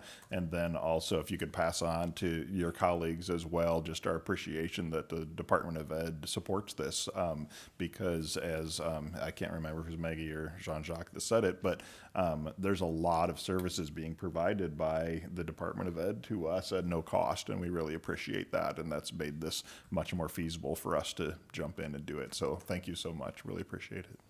Thank you. Thank you. Thank you. Awesome. Thank you. Okay. Now, if we're going to move, we'll go ahead and have our start with the discussion items, beginning with the And property tax. just a reminder, we can come back to it, but we did pull the development report to informational, but let's jump to property tax and then we'll catch that later. I actually have a question about, do we need to discuss the development? Or it was really just inappropriate to have it approved by the board, at least that was my thought. That would be, anybody need to discuss it? Do we need to discuss the development report? I just think that it belongs on informational items rather than consent, because the board doesn't and shouldn't approve it. Okay. I think that was the only point. Yeah, I don't, I mean. I Just let read the all record show you guys asked for it to be a consent, but that's okay. Well, I appreciate it. It was updated. No It had a problem. lot of new information in It was a good report. Do look at it. If you haven't had a chance to really dig into it, Heidi has done a tremendous amount of work, and it's really looking awesome. Yeah. And it's going to continue to be a work in progress, but it's really coming Thank together you. nicely. Absolutely. So, I'd thanks, say Heidi. don't mistake the fact that we're not putting airtime on it, mean that we don't appreciate it. I appreciate all the updates that went into it. We'll put that under informational reports from now on, and then if we want to discuss it at the time, we can. Okay, I don't really know how to kick off the property tax study discussion. I think that we have the report from GSQ. We've all read it. We had a work session last week to discuss it. A joint work session A as joint well. work session also with the city commission, to your questions. And the time frame is that we've got our self-imposed deadline is to have a firm proposal by September next year. And that's in order to meet a legislative deadline that in the 2021 General Assembly session, we have to be in a position that we have a proposal that can get passed by the General Assembly in order to continue the exemption. Our current exemption was passed with a 5-year sunset clause, which means that if we do nothing, the exemption will sunset. It will disappear and there will be no exemption. And so the current discussion is, what do we as a board want to propose that we can then take to our delegation to try to get approved by the General Assembly in order to continue the exemption. And so I'll say another thing or two before we kick it off with the discussion I part. have an update as well. So.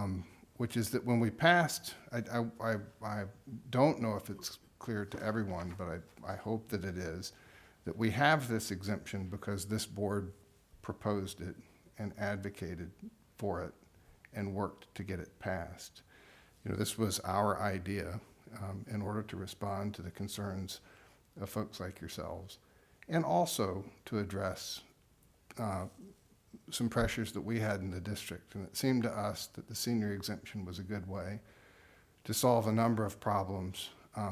One was keeping seniors in their homes and addressing a concern about tax pressure that was a challenge for many people in our community. Another is that we had rising enrollment that was creating very serious challenges for the district. And we felt that the senior exemption could address both of these to some extent by providing tax relief that would encourage and enable seniors to stay put in Decatur, and in staying put to slow down the phenomenon of homes flipping so that seniors leave and families with lots of kids come in, and often into a much bigger house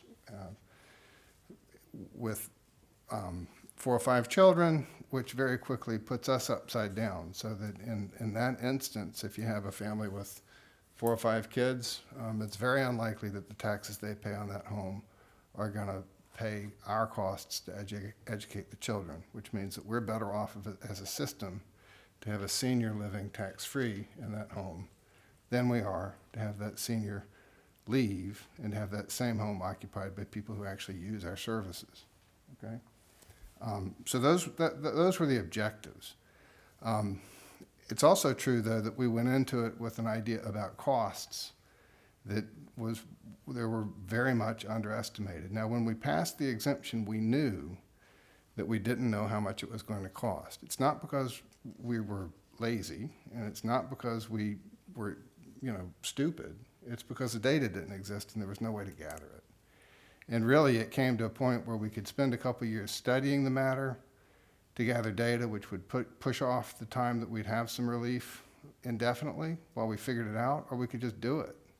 And with the exemption in place, we'd have the means and the ability to figure out what it cost and to check it out and then respond accordingly at the 5-year mark, which is what we did. And so that's where we are.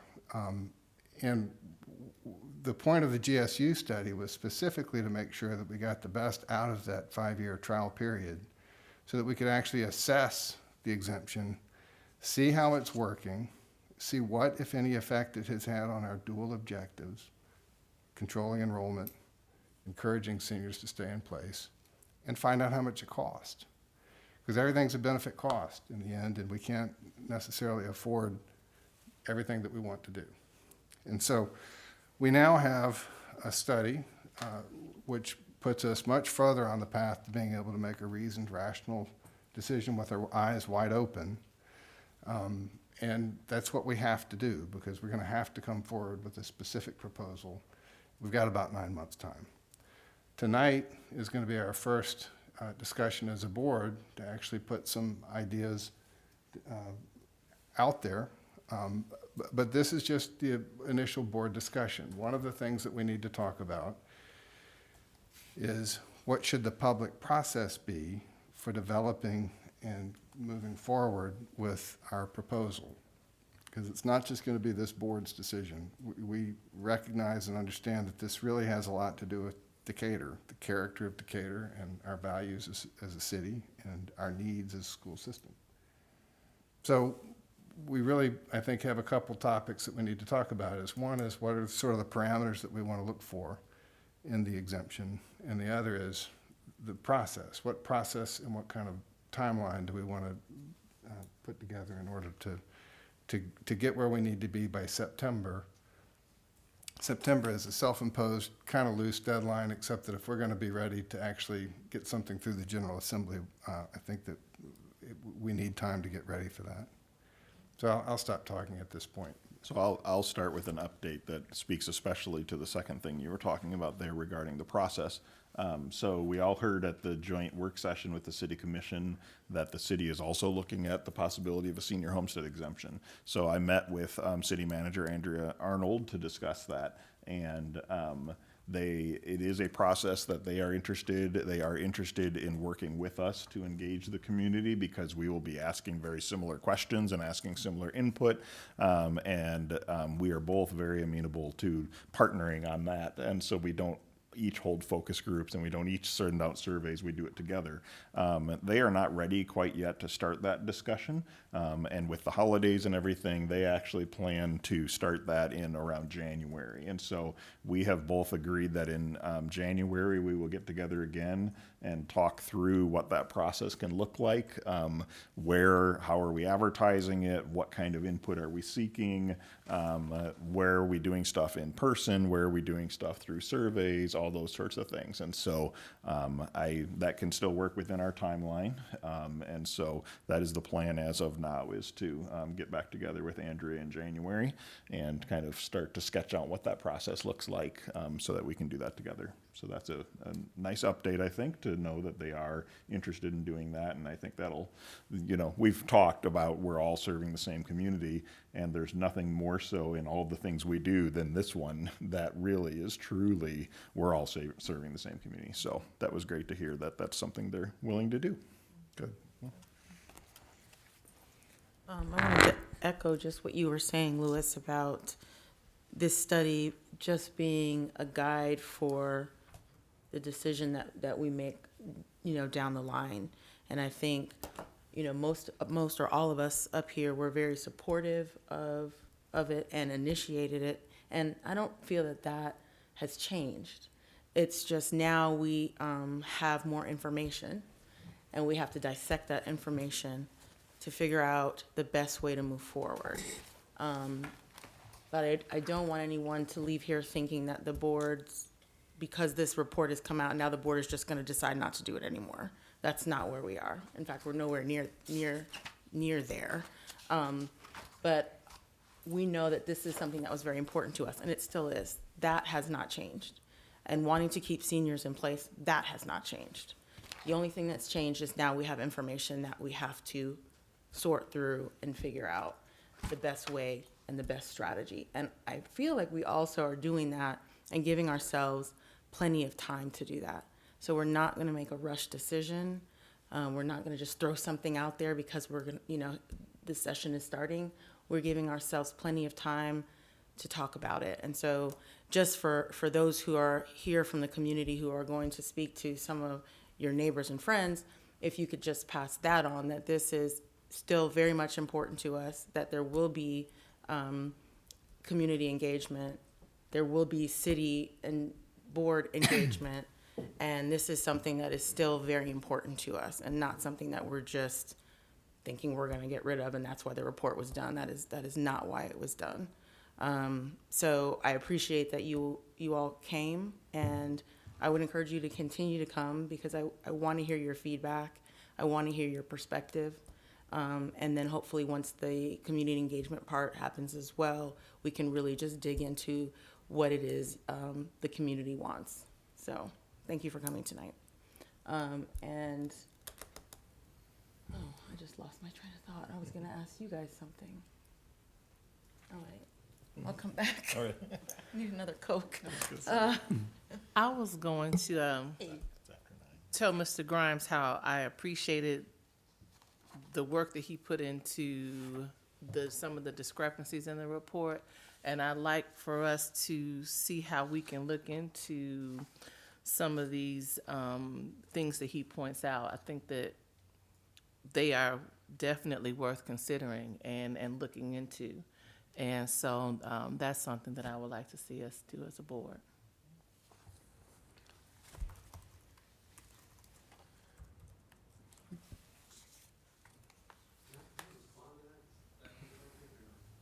It's not actually, but let's just connect after the meeting. It might help to talk about sort of the levers that we have to turn in terms of the choices that we need to make. And essentially there's two of them, which is that we can limit the total value of the exemption so that the exemption is up to a certain value home, and so that the total exemption that any one homeowner can claim is capped at some amount. And the other is to put in to means test it so that there's an income limit, and whatever that is, that seniors over 65 who are below that income limit can qualify for the exemption. Those are the two most typical types of limits that are put on homestead exemptions. And age. And And age. age, right, of course, I'm sorry. So we can also tweak the age, so it doesn't, thank you. So we could, instead of 65, we could make it, 68 or 60 or 70. And so those are kind of the room that we've got. One thing that I wanted to add to this conversation, I've said it a couple times, but in a little bit more guarded terms, which is that a number have asked why we don't have an exemption that would privilege those who've been here for a long time. And so that there's, that we, if you've been here for 10, 15, 20 years, you qualify for a bigger exemption than newcomers who are coming for the exemption. After the work session, I went home because I've always been cautious that this was not going to be constitutional. And that's the answer. You just can't do it. It's not an option. And there's Georgia law on point, but there's a number of United States Supreme Court cases that simply forbid dispensing government benefits like an exemption based on the tenure of one's residency. It's considered a restriction on your right to travel, which is, agree with it or not, it's just not an option for us. So I think we need to just take that off the table and stop talking about it. And we've got these, age, income limits, and total value. And we're going to need to come up with a mix of limits around those three knobs that result in a total budgetary impact that we can live with. That's what's on the table. And Could I jump in? Yeah. It's important to mention that there are all the exemptions that existed before S4, and that nothing that we're currently talking about touches those, because S4 kind of what basically makes those not relevant unless S4 were to cease to exist. The next thing is that our original estimate was that the impact would be around $1.2 million, and somebody correct me if I get it wrong, it's around $3 million right now and will grow over time.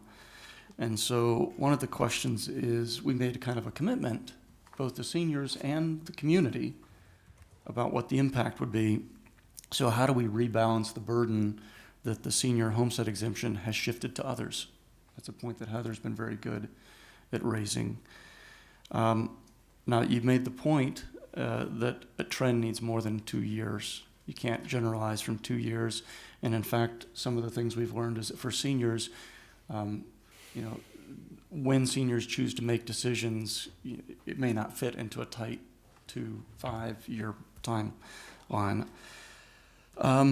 So adding to the things that Louis has said, for me, the budgetary impact, and I'm looking at this over the horizon. I won't be at this table. I'll be a community member showing up at these meetings. The budgetary impact that we estimated was $1.2 million in 2016.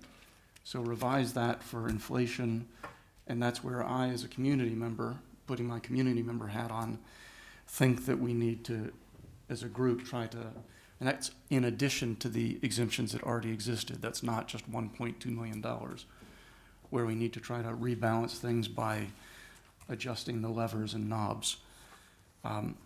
As far as the community process, so moving beyond the ground we've already covered, I think we're going to need access to the data behind the Tableau stuff, because I think what will happen is we'll have many very qualified and intelligent community members who are going to want to dig deeper.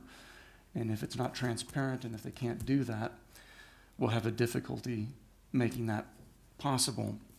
I say this knowing that however we work with the city will dictate what the process will be. But I would imagine that we would need some type of a initial information informing with a focused group that's going to look at our work and revise options. And I'm being very specific in the choice of options, in that I don't want a group to make recommendations that the city or the school board then feel like they're compelled to accept. There need to be not straw man options, but strong options that lay out the various scenarios that allow the city and the board to work together and to choose which options the city and the board in their respective jobs feel are best. And then I think there needs to be a wider, circle back again, one more round of community involvement so that the whole community gets to provide feedback on revised options. So I see a fairly lengthy process if we want to do this, much like we've done with changing boundaries for enrollments. And if we short circuit that process, I think we're going to end up with, a proportional amount of unrest and unhappiness. So, That's it. without taking a vote, can we get like a sense of the group about the proposition that our goal or the constraint should be that we basically live within the budget impact that we originally Can I projected? share one thing first? I think it's important to note that when I came here, the estimate you were using was $750,000. Right. I was going to mention And that was the amount that you felt comfortable with saying and committing to saying, yes, let's move forward with the senior exemption.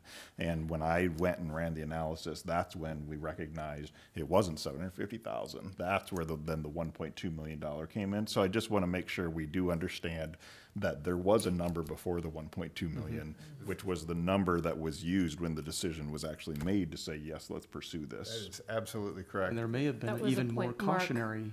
Mark Wisniewski number. brought up during our joint work session with the city. And it's important to note that that number grows over time. And also that the agreement with our taxpayers was not, we will spend 1.2 million, it was we will not exceed Right. that, because it is important to note that the cost of the senior tax exemption is, to Garrett's point earlier, passed on to all of our taxpayers. And we have had to increase our millage rate, and it is approximately equal to the cost of the senior tax exemption. So it's basically been passed on to all of our taxpayers. And that is something that we have to be concerned with, because that was an agreement to all of our taxpayers that I feel we need to be conscientious of and in keeping. And at the same time, our primary intent of this exemption was to improve the balance between the school enrollment and the tax digest growth. And we thought we were going to be able to do that by allowing the low-income seniors to age in place. Unfortunately, this report did not show that that was supported. So our original goals are not being met.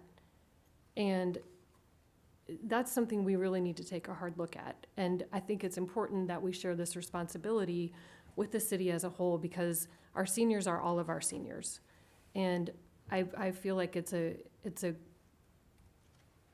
common goal that we have if we look at our strategic plan for the city and the 10-year planning that we're about to re-embark on, that is a priority for our city. So it's how can we do that together while balancing that responsibility between, the school and the city.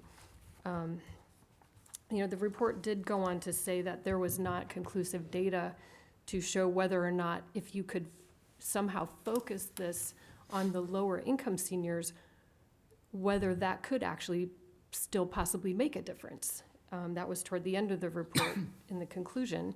And so when I look at our limited resources and what we might be able to do with them and how we might be able to have the biggest positive impact on our most vulnerable seniors who would otherwise leave our city, I think that's where we need to potentially focus our conversation, to look at our lower income seniors and how we might be able to help them age in place as opposed to leave.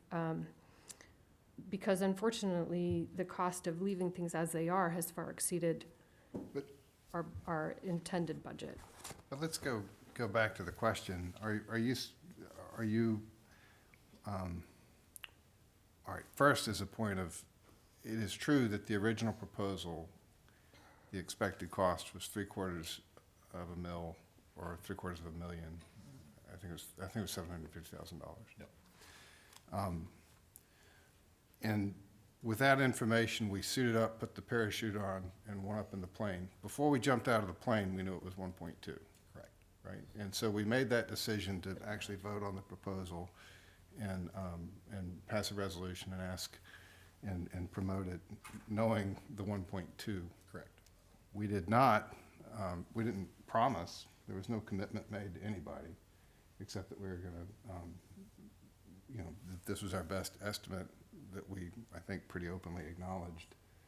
We didn't have the data to know that this is the maximum. It was just our best estimate. I just bristle a little bit at the idea that, right?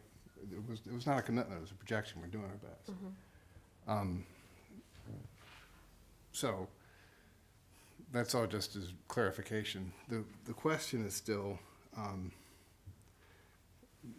what's the, I feel like our process needs to be first, what's the budget impact that we can live with?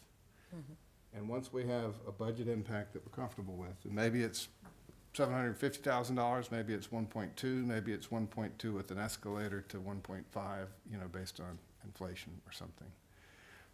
But once we come up with that, the idea of enlisting the help of a committee to turn the knobs, to say, look, you've got 1.x to deal with. What's the best mix of limits, age, income, and value to achieve the most equity and the best results for what we're trying to accomplish? I think that's the kind of thing that I think a committee could do great on, because one of the questions is going to be if these are the limits, how does that actually affect people, and how many people are going to qualify, with these parameters. It's very hard for us to figure that out sitting up here. But we're the only ones who are really going to be able to say what budget impact we're going to live with. And so I think we need to come up with that. And then I think a committee, sort of an idea and big public process is appropriate and needed. But we need to give it a charge which says that your charge is to come up with within these limits. If we were to do that, my starting point would be some variation on 1.2, just kind of on grounds that we didn't make commitments, but we sort of did walk in with our eyes open. It's true that we were expecting to get more bang for the buck, bang for the 1.2, right? We expected to achieve more than we've achieved with it. Mm-hmm. At the same time, I'd sort of, that would be my starting point, just in terms of trying to keep things more or less as we expected they'd be. Yes. I like Heather's, sorry, I'll be very quick. I like Heather's option about having an option that focuses on seniors who need it most. I am cautious of saying income or fixed income or low income, because income may not be the lever we want to use. But I like having that being one of the options. And Louis, I just, point of clarification or question. When you say more bang for our 1.2, that's in terms of enrollment dropping more, or It's more seniors saying, what does that mean? It's both. We had two objectives. One was to stabilize or limit the growth in enrollment. And the second was to actually change behavior and cause seniors who might otherwise have moved out of Decatur to stay in Decatur. But did we quantify that? Were there any goals around? There were no goals. Okay. I mean, we just didn't have the ability to do any of that. And at the time, we didn't even have information to know if we were to draw an income limit, where to draw it. We just had no idea. It would have just been a stab in the Closest dark. we got to that was just some of the math we did around if a senior moved out and a family with X number of kids moved in, you know, the value of the house, what would it cost to educate those students? So that's kind of the math that we were running. But as far as setting targets for the effect size, we didn't really know what we would get. And I'm assuming, but I don't know, but if, you know, if we do put forth another exemption, I would assume that we would also include another sunset clause, because it would then give us another period during which to study it, because to your point earlier about not having had this in place for very long, that would give us more years to further refine it, to further achieve our goals each time, and it would give us a longer period to have been able to study it. I guess I just feel like if we are going to say that we want this to be impactful, we kind of have to set some goals around, well, what does that look like, right? In terms of our goals of either stabilizing enrollment growth or decreasing and increasing the number of seniors who stay. Seems like that has to be part of what we consider, right? I think the hard part too is that we don't always know why seniors leave. And it's not always necessarily because of the taxes. It could be because they're ill, Right. or moving into assisted living, or moving in with family. So that one will probably be a little hard to quantify why people left. Or we could survey why people stayed, I guess would probably be how we would judge that. Did you stay because of the exemption? And then to your point of a committee, we would really have to figure out what that income, what seniors who need it most, what does that mean here? You know, because we won't really be able to use, say, the national average of income levels. But then we don't really want to use our income levels either, because they are pretty high. And holding it to that standard, we might lose a whole, you know, chunk of people there that would need it. So we really would need someone who knows that and can kind of balance those two, so that we have the biggest impact for the seniors as well, and we're not missing a group because we say the median is $92,000 a year. So the poverty level compared to that wouldn't be very low, wouldn't help a lot of Well, people. and frankly, we saw in that initial data that just because it is a small community, we know who people are and where they live, and there were folks that would qualify even if you had a very, very low income limit, because their income is very low, Right. but they are very wealthy, right? Oh, And right. so there was Right. that as well that I think has to be something for the committee to consider. Right. To me, that's the hardest problem, is Yeah. the equity side of this thing. The income, because we're talking, it just is not it's not a very good indicator, and that's tough. And another thing, just to note that if we do start with a number, a budget number, I would want that to be the end and not the beginning, because what we saw was that this grew significantly year over year. And so we would need to include that in our projection, which I think we're able to do. So we're able to project that using that tool that Georgia State has provided for us. And so we just kind of have to keep the end in mind as opposed to the beginning. It might be possible, I'm trying to remember if I've seen an example for us to, in the text of the exemption, limit the total budget impact. You know, we might be able to write one that kind of says, either the size of the exemption would vary to achieve a final, I'm not certain. It's a bit of a catch-22, because if it's effective there will be more seniors.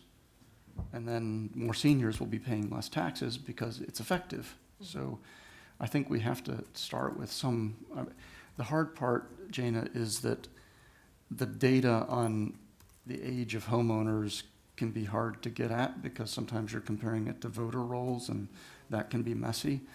And so I guess the question is, if we're going to get to that level of detail, is there a way that we as a school system can do that without paying a consultant some fee? I'm glad every you year? brought that up because that's one of my notes I wanted to address is to the transparency point.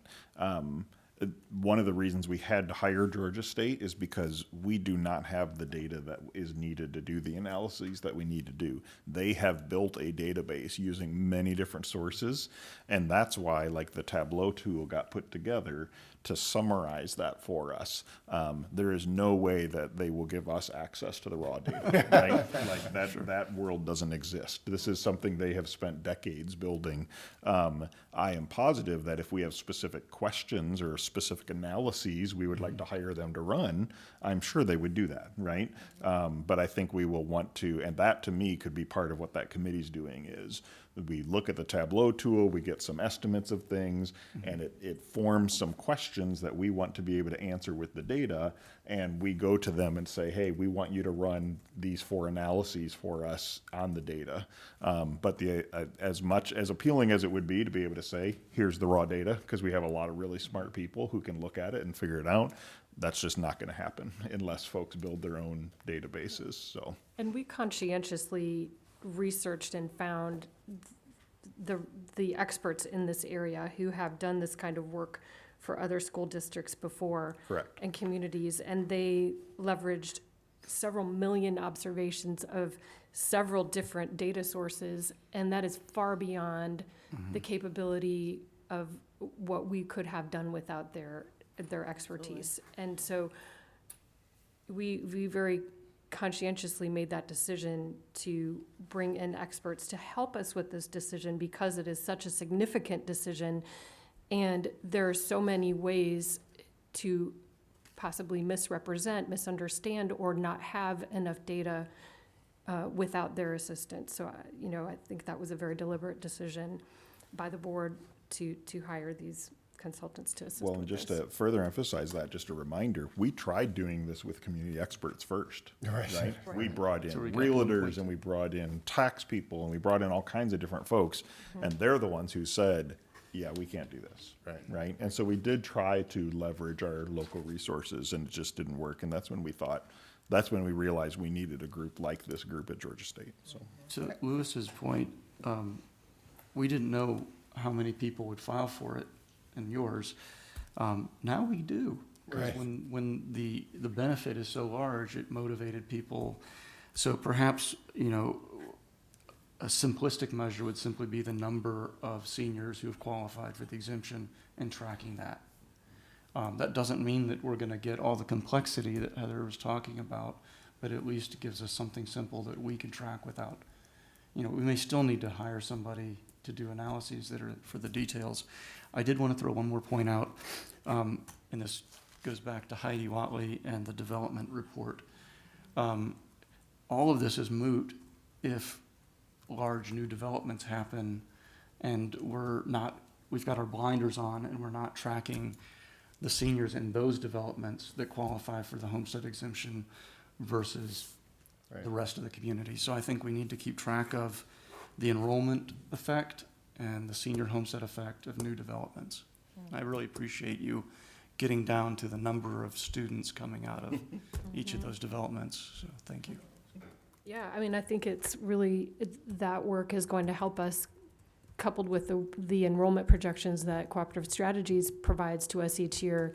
We're going to be able to layer the work that they do with the knowledge and provide them with our information about all of this high density growth happening around us, because that can have a new and different effect that we have not seen before in this city, because we have not had this rate of high density growth ever before. And so that's a new factor that we again don't have data on yet, but we are doing a good job, I feel, of tracking that and keeping that on our radar. And so there are many different layers to this puzzle here. They're all going to factor in the next 5-10 years as these things come online. I want to go back to the question that you had earlier about the sunset and whether we want another sunset. I think that we should make that a question and not necessarily a given, because there's benefits either way. And if people, if you're trying to induce people to stay based on a tax exemption, they're not looking at a 5-year window. They're looking at a longer period. And so the benefits of having a longer and more certain exemption could be significant, and we should weigh them. Weigh the option. And decide whether, there was no doubt, and thank goodness to Senator Parent, who really is the one who advised that this exemption, that this sunset go in there, so that we'd have this opportunity to evaluate. On the next run at this, we should ask the question. My sense is, probably that the benefits of having the sunset are still, there, because we're still in a pretty uncertain world. We only have a couple years of data, but we should ask that question whether they're assuming it. I have a procedural question, which is, where do we go from here, and how, it's almost 10, so we kind of need to conclude this part of the discussion. I think this is a great start of the discussion here, with the city wanting to start the engagement discussion in January. I don't think we need to talk about that tonight. I think that we can wait and have that be part of that conversation when it happens. And then I think maybe at our next meeting, we could start talking about what does our charge for that committee look like, because I think we can start working on that. And I think it'll be something we'll want to work with the city on, because we'll probably want to have a joint committee between the two, looking at those parameters and whatnot. So perhaps at the December meeting, we could have that conversation. We do have the charge that we had written before, and I'm guessing, I haven't looked at it recently, there's probably some aspects of that we could bring forward again as a charge, and then maybe we could kind of work on that a little bit so we can provide that to the city and say, here's what we're thinking, and that way they can then discuss it, and we can, Andrea and I can sit down and hash out the details after that. So. Are we in general agreement, and it's a question, I don't know, whether or not, I think we need to start with a budget number saying, not to exceed X. Is that an agreed idea, or do we think it should, do some think it should be more flexible? I think that's a good jumping off point. What's that? I think that's a good jumping off point. A good, a good start. Do we want to talk about the number, or do we want to do that in December? We could end up No in another pressure. long conversation about that number. December it is. December, okay. December, So that'll be part of the, Let's have it before Garrett rolls off the board. You should, if you Mick want to have Jarrett. that. Because we need his short back of napkin conversation. math for it, so. We need the GG method, The GG method for for this. estimating. Yeah, estimation. so we'll work on the committee charge in December, David's more qualified for that than me. Right. and I guess that's it for now, right? Yes. Okay. Our discussions keep going way too long. My computer keeps logging me out. So Mine that is a sign. All right. We so have you- that- all right, so Okay, let's- courageous conversations about race board development. Lily, you want to come lead us in that? Thank you all for coming. Thank you. All right. Good evening, board members, Dr. Duty. I provided you with a brief summary of the offerings for board member training through Pacific Educational Group. It's the next step, really, after Beyond Diversity. And, okay, it's the next step after Beyond Diversity. And David mentioned that we have been working with the cabinet and with principals, and today had a training with people from Pacific Educational Group. So this step is really an integral part for sustaining our racial equity work, making sure that board members are able to continue to walk along with us on this journey, and making sure that we are able to translate the theory of the Courageous Conversation Protocol into the next steps of actually making sure that it's aligned with all of our policies, procedures, and with the strategic plan. So this training is facilitated by Luis Versailles, who is the director of the K-12 partnerships for Pacific Educational Group. And He specializes in working with school boards and superintendents and has done that around the country. And what we have to consider is 2.5 days of training, really an extension of the work that you've done if you've read the books and attended Beyond Diversity. I talked with him about the fact that we have 2 new board members coming on, and they need to, get up to speed with attending Beyond Diversity. And he said we could potentially go ahead and start that training by doing a day and a half. They could come to the February training and complete Beyond Diversity, and then round that out for this year with another day. And so I wanted to present that to you. The amount for the fee is there, listed for your consideration. And then if you have any questions about the kinds of things that you would do, the coaching that he's able to provide, then I'm here to respond to those. Can you clarify too, is this the training that they had offered could be like a Friday afternoon, Saturday or something like that to That's accommodate work correct. schedules and things? Mm-hmm. Okay. That's correct. So that's an option for us, that they're willing to do, especially if it works better with schedules and whatnot. I'm not clear, though, the 2.5 days, but you talked about new board members. Who, I don't understand. So I mentioned that one question that came up was, would everyone need to have completed Beyond Diversity before the board could engage in this 2.5 days? So I clarified that with Luis, and he said at any point we could go ahead and begin that 2.5 day training, because part of the process is to review the protocol. And if you've attended any of the summits or Beyond Diversity trainings, there's always a portion where you review the 3 aspects of the Courageous Conversation About Race protocol, which is really what that 2-day Beyond Diversity is about. And then there would also be time for the application and the follow-up that's needed for board development. So we could do the day and a half at any point, earlier or later, and then board members who haven't been through Beyond Diversity could attend the dates we already have scheduled in February, and then we could do the final day. I understand. So after we've that. got 1.5 days altogether in the beginning, and we have a follow-on final day, which is what you said, but I didn't get it. Yep. Yep. And I believe Decatur Education Foundation is also doing one. For community members. Community members, maybe? And I participated in their community member group, and it was great. So, I mean, if that might be a way to get our board member, Right. new board members up to speed. Kind of up to speed, and then we would all be at the same kind of space. I'm looking here to see if I can find the date, but that would work as well, right? Yeah. Potentially. So, because I'm currently scheduled for the February session, so you're Yep. saying I would instead do the community one? I thought they were about the same time, aren't they, or not? Maybe I'm mistaken. I don't have the dates with me, but I think they're around the same time. I think they're around the same time. Are we looking at this time at specific dates? We're not. No, but that would be the next step. If you're amenable to this plan, we would then do like a doodle poll. We'd need to check with Luis on what dates he's available, and then we'd try to figure out actual scheduling. Would it be possible or desirable to actually, do a Saturday, half Sunday, which is the way we used to do our board retreats? I mean, that's a possibility too. I would think we'd have to check with Luis to be sure, but Would y'all want to do that? I mean, that would be my okay. preference. That works for me, yeah. Either works for me. so we can include that when we poll everybody. Okay.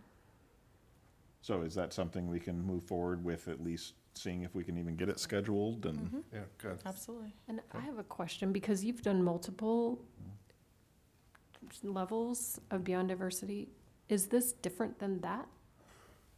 I don't know the details of Is this. Do this- you know more about that? Yes. Sounds like it's focused on Yes, boards. it is I did. different Definitely because focused on it's boards. focused on board work. It's really, if you attend Beyond Diversity 2 or 3, those are still focused on your role as an educator. Okay. And so this is specifically designed to focus on your work as a I board see. member. Okay.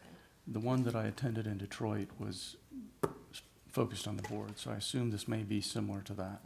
So it was definitely for board members. Okay. Sounds great. All right. Thank you. Thanks, Laura. So be looking for from us for some kind of doodle poll or something like that, once we get some dates from them. Oh, goodness. Now we have to do budget priorities. So the budget priorities is on here because we had talked in the past about how it would be great to have that discussion before the administration starts doing the work of putting together budget proposals and things like that. So we just want to raise up the opportunity to have that conversation of what are some things that are important to you to see in the budget, what are some where do you want us to approach things, just to give you kind of a lay of the land of where we are. You can see there's a document in there with kind of a calendar, and you can see the November is where we are right now. It's in green near the top there. In December is when all of our admin council members are putting together their requests for budgets, and basically that's where they're saying, here's what we need to meet our needs. Here are things that we think would address certain issues, whatever.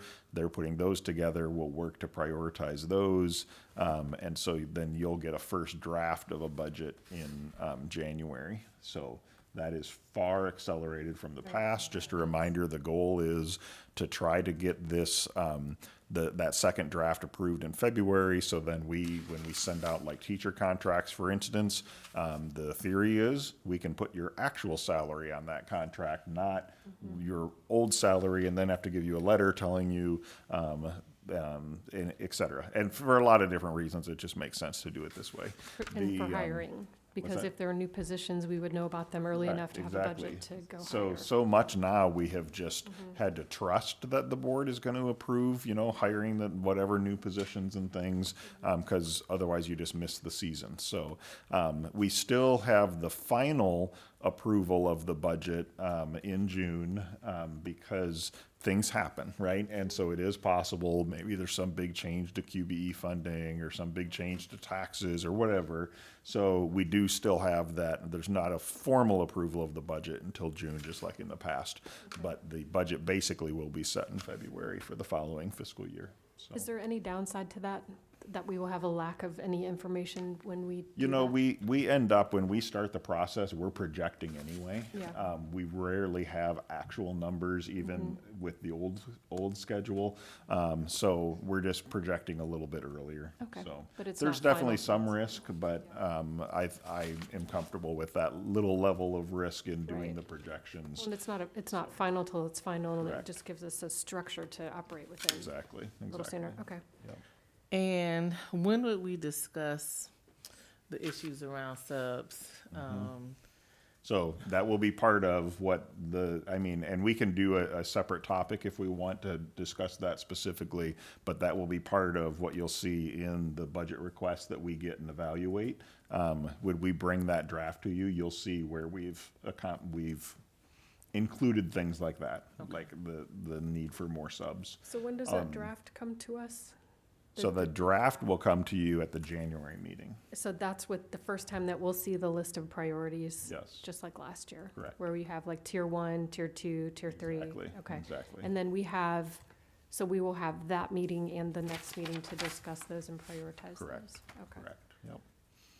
And so today we're throwing things out to you. Yeah, that we so want just to make see, sure if maybe? there are things that, because we do have folks working on proposals right now, that they're going to submit to me and Susan, and there may be, here's my guess. My guess is we probably know what your priorities are, and there are probably proposals already being written for it, but we wanted to make sure to have the opportunity in case there is something either new or something you just want to really make sure that is on the radar. We want to make sure to be prepared to try to address that when we bring the proposal. Does that make sense? Yeah, total sense, yeah. So we're throwing stuff out now.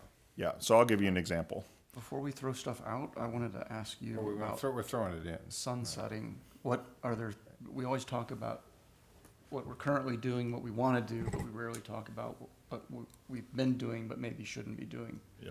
I just want to make sure you had the opportunity to. Yes, so you More may attention see on some of that when we bring the budget to you, you may see some of that where we will say, hey, this is really a replacement for that, or this is not working and it's not needed, it's not adding value, so we're not recommending continuing with whatever that thing is. You may see some of that. And if there are things like that that you're seeing, please bring them to our attention as well. Are you still doing your variation on zero-based budget? I think it was 90% based budgeting. Well, no, actually, for some of it, for pieces of it, because as Susan and I were looking at the numbers, we realized we can't do that year after year after year, because we've now adjusted with the GG method for budgeting. We've now adjusted for that, and once you've adjusted for it, we shouldn't see those portions of expenditures, for instance, right? So once we've said, hey, we're going to budget for 95% this year, because in the past when we budgeted, A different question. oh, yours is a different question? Okay. But finish your. And so that's not something we can continue every year, because once you've adjusted for it, you've adjusted for it. So now you would expect to see 100% of the expenditure. We'll see as we look at the numbers if that proves true or not. But that was one thing that we hadn't really thought through, of exactly what that, when we were starting to list out what are the parameters of the budget process, that was one that it was really only 1 year that you do the partial percentage, and then in future years you'd want to do 100% because you've now adjusted for that. But we'll see if that proves true on the numbers or not. My question had to do with the different process.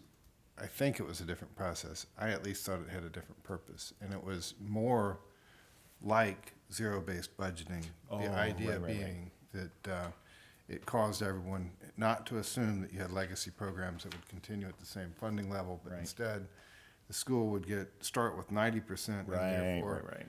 they could always come back and say, no, we still need that, it's still good, but there would at least be some analysis of the legacy programs to make sure that they're still worth it. Yeah, it is possible we'll do a version of that.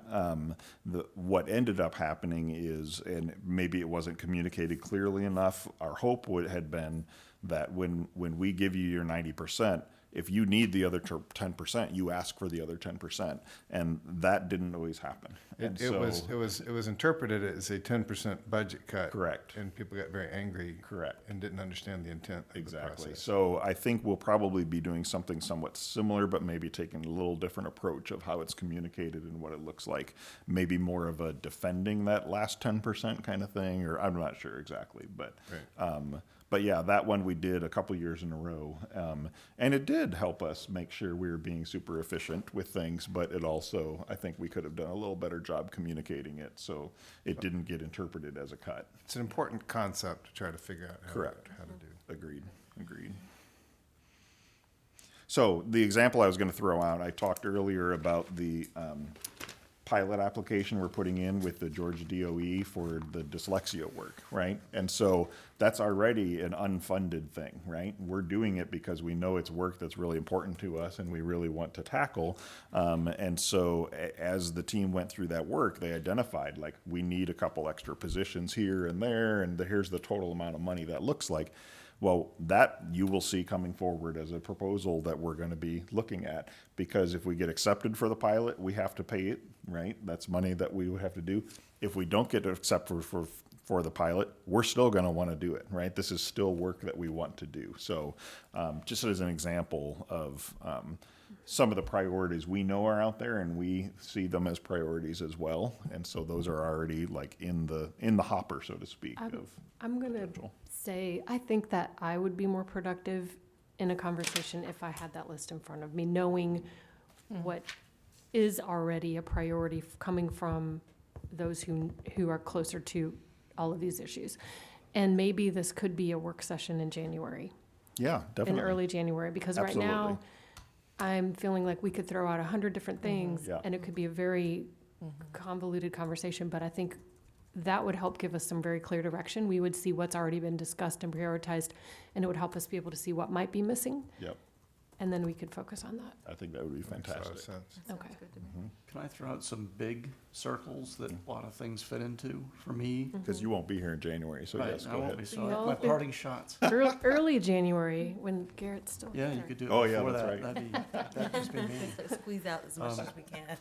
You know, what we're already doing, equity, mental health, PBIS hits both of those. The restorative justice hits both of those. And always, always, always instruction. And I think that our dyslexia and world language commitments fall under that. The only thing that I would throw in potentially, and maybe not as a high priority in the upcoming year, but as a building priority, would be the student agency component of instruction. Okay.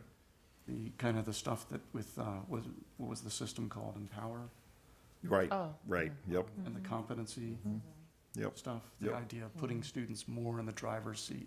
Okay. And to me, all these things are intimately tied together, so that was my, I think the other thing you'll find, and somebody alluded to it earlier, is we're trying to be very cognizant of not putting a bunch of different systems in place that don't complement each other, and Swiss yeah, exactly. And so you'll see we are trying to build a cohesive framework of approaching all these different issues and not just putting a bunch of Band-Aids on all kinds of different things and You're hoping using you the stop wrong the system. bleeding, you know, so. put that in these three systems. Yes, exactly. Okay, that's very helpful. So we will plan on a January work session, and by then we will have the proposals and we'll have done our prioritization of it, and that can help inform that first budget we bring then. Okay, so you'll get that added to the calendar. Thank you. All right, legislative priorities. Courtney? The time of the evening where we say yes. Right. Yeah,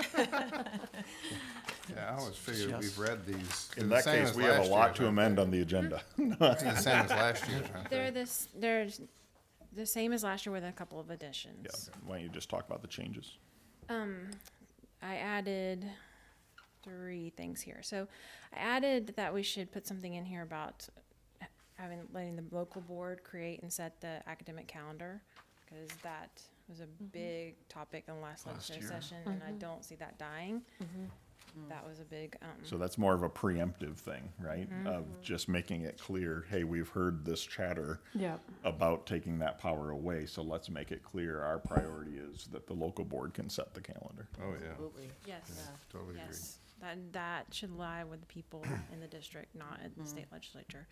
The other thing we added, we said, to continue to fully fund the state formula. The legislature and the governor finally have fully funded, restored all the austerity reductions, and to also continue to provide funding to increase teacher salaries. That was, it was pretty nice what they did last session, and I think that the plan is to continue that going forward, but we want to push them to do that. The other thing is the statement that a lot of school systems made, and this one was actually pulled from GSBA, is about the unfunded mandate. When there's a legislation with a budget impact, allocate the money on a weighted FTE student cost basis. Because even if they usually allocate money, it's not that what it actually takes to implement the program or educate the child in that. The last thing is a technology addition about increasing the bandwidth allocation for school districts. Any problems with any of those? Nope. No, would say that somebody should reach out to GSBA and make sure that when my email stops working, that the governance operations committee gets redirected to somebody else. Oh, okay. Can you do We that? have our voice. Because he's a at that member table. of the committee for the GSBA, Legislative what do they priority call it, review. legislative priority review. Okay. It's the governance operations committee, I think. Okay. I'm probably paraphrasing it wrong. Thanks for remembering that. That'd be great. We're not gonna just stay on and do that. I don't think they'll allow me. Okay. Thank you, Well, we'll Courtney. move forward with that. I'm going to recommend the monitoring reports discussion. If we could push that to December. I know it means one more month without monitoring reports, but Yeah, we have I'm to do a that, little too. leery of engaging in that at 10:15. Okay, we've got 2 action items. Board Is it okay policy if I manual, jump to go, it? go. So board policy manual, we updated the compensation language to match the vote we took at the October 1st meeting. And then we updated the character ends policies to reflect the discussion we had at the October 24th work session. So, and the changes are attached. So we just need a motion to approve version 1.4 of the board policy manual. Move to approve version 1.4 of the board policy manual as distributed. So second. All in favor? Aye. All right. And then the final action item is maintaining strong relations with state officials. We have policy 2.1A that says we need to ensure the district maintains strong relations with state and local officials who interact with the district. This is the item I emailed you about. It did not make it into the original agenda, and I added it on yesterday at 2:15. So if you saw that on email, that's what that was about. But basically, it was the discussion about do we want to be hiring a lobbyist or not, so we can be ready for the coming legislative session, and if so, do we have any determinations or any actions we want to take to that matter? I think it's essential that we hire a lobbyist. I think we learned that last year. I don't have, and I have been talking and getting proposals, but I don't have a specific proposal or a specific dollar amount to talk about or suggest or recommend, which is where I am on that. So do we, does the board want to authorize maybe the board chair to engage in that process so that we don't have a delay to go ahead and get a contract, and how do we want to handle that? Move to approve the board chair authorized to enter into negotiations for lobbyist, subject to later ratification by the board if required. Can I ask a quick question? Is there any downside to, what is the is there a bad downside to having a lobbyist, or we have nothing to gain? I mean, we only can gain. It's just the cost is really the only downside. Some of our legislators have made it very clear that the impetus is 100% on us for knowing what's happening at the Capitol, and that they're not going to do any outreach or anything to help us know what's happening. And so they said, we only talk to lobbyists. And so that's kind of what prompted it, of making sure that we have somebody out there who can, on a regular basis, know exactly what's happening at the Capitol and keep us informed as needed, and advocate for our positions and whatnot. So, yeah. But yeah, the downside is the cost and having to hire somebody to do that. So. And the downside of doing it is that some people may choose to publicly try to shame us for things that they themselves are already doing. But They're already doing that, so. So Garrett made a motion. Is there any second for his motion? Second? Oh, all in favor? Aye. Aye.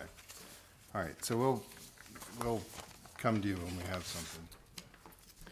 when things like the monitoring report fall off, or get, kicked down the can we maybe make the practice, I know this is late in the day for me to be making suggestions, to move that to the top of those lists? So it's one of the first discussion items instead of. That's fair. Yeah, that's a good idea. Great idea.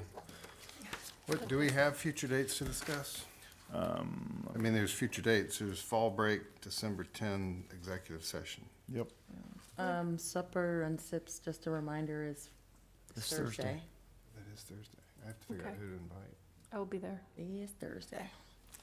Just if we could get the doodle for maybe a January work session, and also a doodle for once we know about the Yes. training. Yep. And I'm also interested to know who's going to the conference, the GSBA conference.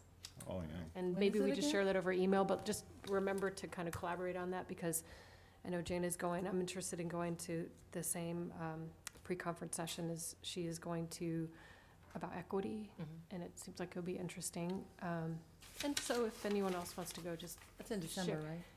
Yeah, early December. So Ashaki, can you send out a note just reminding people about the GSBA conference and who's gotten to you and who hasn't, so everybody just knows their status? For the December one? That'd be great, thank you. I can already tell you that I won't be going to that one. Oh, come on, Garrett. maybe, but include James on that, because he Yes. can go, right? Oh, I'm sure he could Yeah. go. So Isn't there they don't do new board training there. The new board training, Is Jana it and I are Savannah? going in a couple weeks, and then James and I are going in Next week. February. It's no longer Oh, part of next it. week's. Oh, my Next God. week. We're going next week. All right, is there any other business? That is all of it. We are adjourned. thank you. Night, people. We haven't had a meeting to go